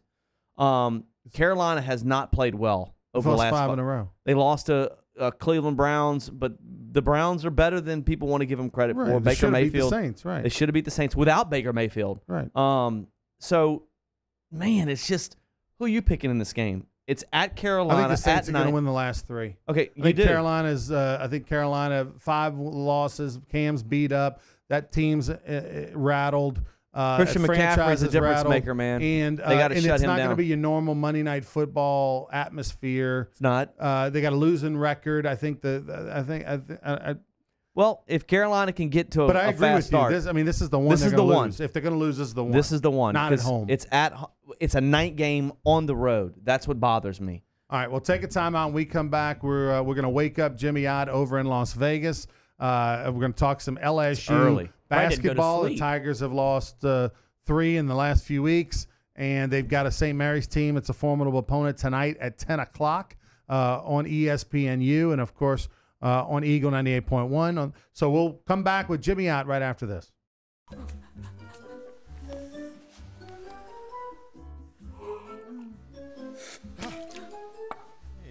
Heater outages hurt everyone. Don't be a victim. Call Accutemp and schedule your maintenance check today. If you're an avid sports fan, then you need to check out the Louisiana Sports Hall of Fame, located in historic downtown Natchitoches, next to the Chateau Saint Denis Hotel and the Natchitoches Convention Center. The Louisiana Sports Hall of Fame is where the rich history of Louisiana sports is told through the pictures, artifacts, and by the legends themselves in video archives. Come to the Louisiana Sports Hall of Fame and Northwest Louisiana History Museum and visit a world-renowned architectural marvel. For more information and to purchase tickets to the annual Louisiana Sports Hall of Fame events, visit lasportshall.com/purchase.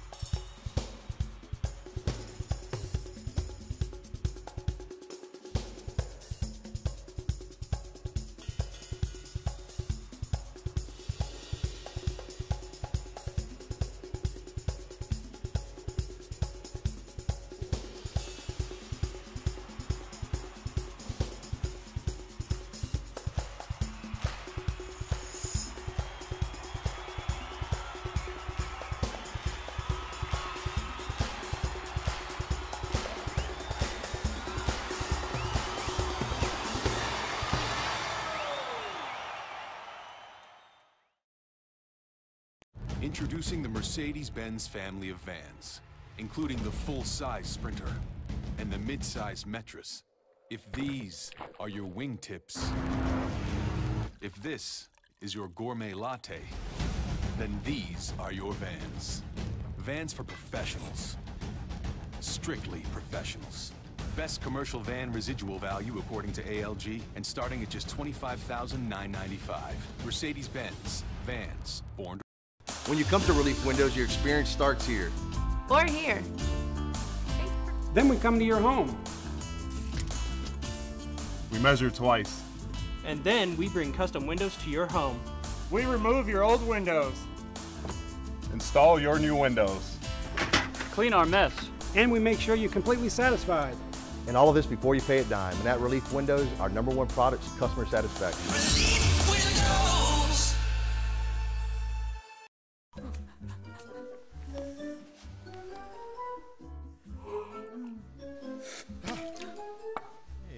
Heater outages hurt everyone. Don't be a victim. Call Accutemp and schedule your maintenance check today. Are you excitable? Are you excitable? Are you excited? Are you excited? Sports Shorts Radio with Ronnie Rentz, Joel Davis, and Buzzy Heidel on 104.5, 104.9 ESPN Baton Rouge. Today, the game's today. Welcome back, everybody, to Sports Shorts. Lloyd, the intern, frantically calling Jimmy Ott, and we're going to try to get him on. Listen, the guy is in Las Vegas, Joel. When you you went the said last that, time you went there? Right before I got married. So you haven't been since you've been married? I haven't been since I guess, what, was it 15 years? debaucherous when you went? No. Or was it like 8 guys at the treasure chest in a room? I'll tell you exactly what happened. happened. What were we doing? If my buddy Lloyd, not our Lloyd, the intern, but my buddy Chris, my buddy Lloyd, a couple other friends of mine, we went to Vegas right before I got married. I'll never forget it, Ron. I'll never forget what happened to me in Vegas. What? So we go to Vegas and we go to this club, right? And I'm with a bunch of dudes that are just clubbers, man. I mean, this is what they do. Oh, this is what they do. Terry Leon in that group? No, it's guys like that just know how to. Right. But speaking of what, I got a Terry Leon story that just happened to me yesterday. Right. But back to the Vegas story. Yeah, we go to Vegas. We all go out one night, and we're in line. We're in line to go in to this club, and the line is like around the corner, dude. And we're probably 2 miles away from the hotel. So Lloyd and Chris and all these guys are like professional. Lloyd walks up to the dude at the front who has the velvet rope, the security guy who has his little list, pass list, the VIP list. Lloyd goes up to him and says something, and I don't know what he says, and he lets him in, right past everybody. So me and Chris, we look at each other, and so we start walking up, kind of inching our way up. And I get in front of this girl. She says, "Excuse me, where are you going?" And I'm like, I'm VIP. I'm going up here. And she's like, "You're not skipping me." And I'm like, "Watch yourself, Tubby." You told her Tubby. I called her Tubby. I said, "Watch yourself, Tubby." Oh, it's so terrible. And I mean, and she goes, "What did you say to me?" I said, excuse, Rubby? I said, Rubby? Like, she made a scene. So now she's bringing attention. So now you're back and I've had a couple drinks. Yeah, I said, Rubby. I said, that's my buddy. His name is Rubby, Chris Rubby. She said, "That's not what you said. You called me Tubby." And I'm like, and she's like, sir, they're all skipping. They're skipping. And not to my friend Chris. And Lloyd's already in, pointing me out. They make me go to the back of the line. Now all my friends are like, going in. All your friends left you? And I had to go to the back of the line, dude. And I said, and now everybody's staring at me. It's like this huge ordeal. I'm the guy. In the back of the line. I'm the guy. So what happened So now to your there's no way I'm getting in. They all in with the VIP. Lloyd was already in. Lloyd already went in and did some magic. And Chris wasn't coming with me. My other friends, they're like, he's like, "I don't know who that guy is." They don't know who I am. So I have to leave. I was like, I'm not going to wait in this line all night. Right. So I mean, I would have been out there for 2 hours. So I go out and get in the cab. I go get a cab to take me back to the hotel room. And I get in the cab, and they're like, I don't have, all I have is like cards. This is 15 years ago. I don't have any cash on me. All I got is a card. And I'm like, do you take credit card to the cab? He's like, "No credit. Cash only." Stop at ATM. No, dude, I'm one of those guys that presses credit for everything, doesn't know his ATM number or anything. His press card. Wow. I had to walk home to the hotel, dude. Dude, you missed a great time in that club. They had the best time. They didn't come home. I'm telling you, I was there. Call your buddies and say, "Dude, come get me." This is a free cell phone, dude. This is 15 years ago. Everybody had a cell phone 15 years ago. 2003. Not everybody had a cell phone. 2003? You didn't have a cell phone? Maybe I did. I think I had a cell phone. What are we talking about here? No, I had a cell phone. 1983? But let me tell you something. They're not coming out. And right. I can attest to this story. This is true. Lloyd, Chris, I love you, but thanks for leaving me. They still get a giggle out of this story. Yeah, no cash. Well, I want to apologize to all 3 listeners that stuck around in this show, feverishly anticipating Jimmy Ott joining us for his Locks of the Week pick. Obviously, Jimmy is in a coma in Vegas, even though we set this up yesterday, and he asked me to give him 10 minutes notice before we called, and he it must be like a scene out of, what was the movie? Bachelor Party. No, not Bachelor Party. The Hangover. The Hangover. Right, he's got a mattress up on the roof somewhere. Well, I will say this: back in the late, until the law changed, I want to say circa 96, 97 is when the alcohol law changed in the state of Louisiana, where you had to be 21 to drink. Well, there was, back prior to that, the LSU had a tremendous recruiting advantage. Where athletes would come in at 17, 18 years old and go out in Tigerland, and they could drink. You know, they didn't have to sweat it for 3 years with fake IDs and friends getting them drink. They could come. So people are like, wait a minute, I can come into LSU as a freshman and go drink. out and Yeah. drink. Yeah. Sign me up, right? Yeah. And there was a great recruiting trip story for LSU baseball where a couple guys, junior college transfers, came in. So these guys were 19, 20 already, and they come in and they go out and they tie it on. And it used to be where Coach Beetle Bailey on Sunday mornings would come to your hotel, pick you up, take you to the Shoney's over there on College Drive, and you'd have the buffet, and then you'd go meet with Coach Bertman before the Sunday game, and he would talk about what scholarship he would give you or walk on or what percentage or whatever. So Coach Bailey goes over to the hotel to pick these players up one day, and there's just this loud rock and roll music coming out of probably Def Leppard, who we've been playing today. There's some loud rock and roll music on the coming out of this room, and he's beating on the door. Nobody's answering, so he gets the maid to unlock the door so he can go pick up these two players. And he walks in there and he sees this one player passed out on the bed. The speaker is right next to his ear. I mean, the clock radio, and it's blaring, and this guy is out. He might be dead. Out. And he looks over in the other bed, and there's nobody there. So he finally wakes up, the player A, and player A says, where's player B? He goes, I don't know. What do you mean? I don't know. I don't know. I remember. I need to go to the bathroom. He went because he had to go throw up. They find player B in the closet. Like he's passed out in the closet. The closet door's closed. So somehow player B ended up in the closet. So these two splashed some water in their face. They got to go meet with Coach Bertman before the Sunday game. He says, y'all want to go get some breakfast at Shoney's? They're like, no, we don't want to eat anything. So they go hungover, no breakfast, to Coach Bertman. They sit there. They obviously look like they're on death's door. And Coach Bertman says, hey, you guys had a great night last night. Huh? They're like, oh, it's the best.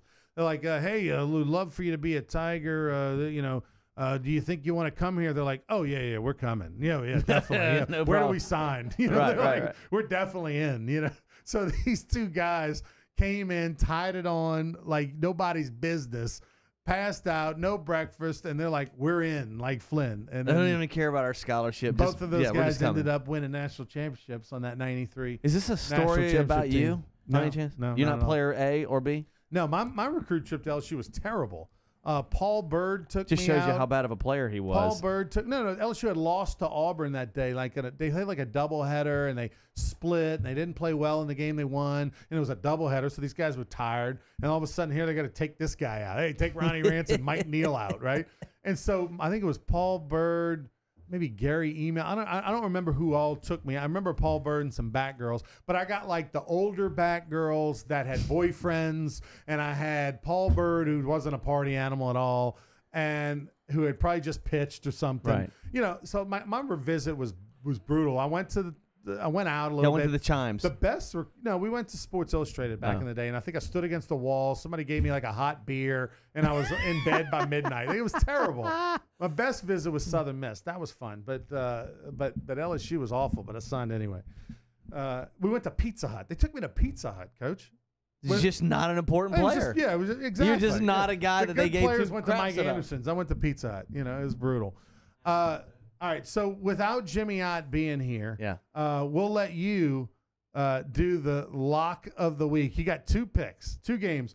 What's the line, Tony, on the Raging Cajuns today? The Raging Cajuns game today. I'm not sure on the line on that one. The Raging Cajuns play at 12:30. By the way, the game's not even on ESPN. It's on CBS Sports Network, so you really got to dig for this one. Tulane is a 3-point favorite. Raging Cajuns 7-6. Runners up in the Sun Belt, taking on the Green Wave 6-6. Tulane a 3-point favorite. What do you got? I'm going to say Tulane wins this football game. I think it's a very important game for Tulane. I think that Tulane will get the victory. I like that they have a former LSU quarterback, and I hope he goes out on top. All right, the Raging Cajuns getting 3 points against the Tulane Green I'll Wave. take Tulane plus. I am going to take the Cajuns. I'll give the points. The Cajuns in this one, getting the 3 points I like. I think it's going to be close, but that neutral field. If this game was played in Tulane, I liked it, but I'll take the I'll take the Raging Cajuns. And then finally, the New Orleans Bowl, Middle Tennessee, 8-5 against Appalachian State, 10-2. The Apps, 7-point favorite. Apps, take them. All right, I'm going to surprise you and take Middle 10, Shocking. getting 7 because they won 2 in a row against a UAB team to end their season. They can diffuse, and App didn't look great against the Raging Cajuns late. So Middle 10 and the Raging Cajuns. He's got Tulane and Appalachian State. For Joel Davis, I'm Ronnie Rance. Have a good one.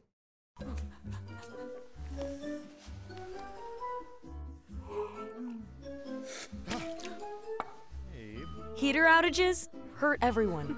Don't be a victim. Call Accutemp and schedule your maintenance check today. If you're an avid sports fan, then you need to check out the Louisiana Sports Hall of Fame, located in historic downtown Natchitoches, next to the Chateau Saint Denis Hotel and the Natchitoches Convention Center. The Louisiana Sports Hall of Fame is where the rich history of Louisiana sports is told through the pictures, artifacts, and by the legends themselves in video archives. Come to the Louisiana Sports Hall of Fame and Northwest Louisiana History Museum and visit a world-renowned architectural marvel. For more information and to purchase tickets to the annual Louisiana Sports Hall of Fame events, visit lasportshall.com/purchase.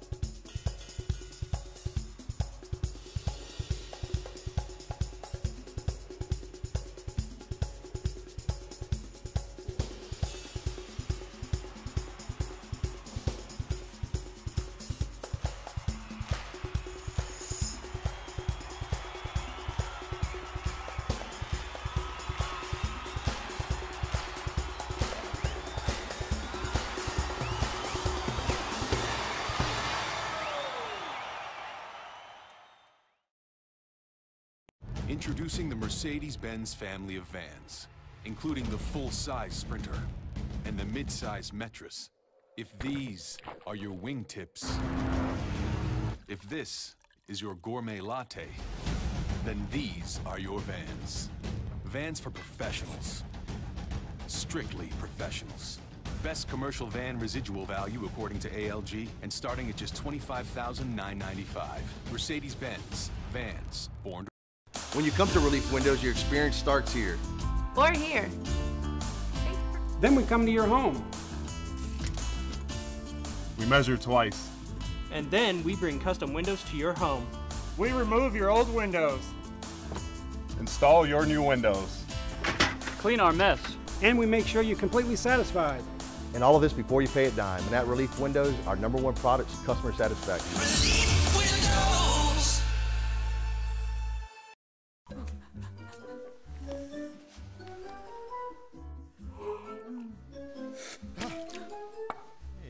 Heater outages hurt everyone. Don't be a victim. Call Accutemp and schedule your maintenance check today.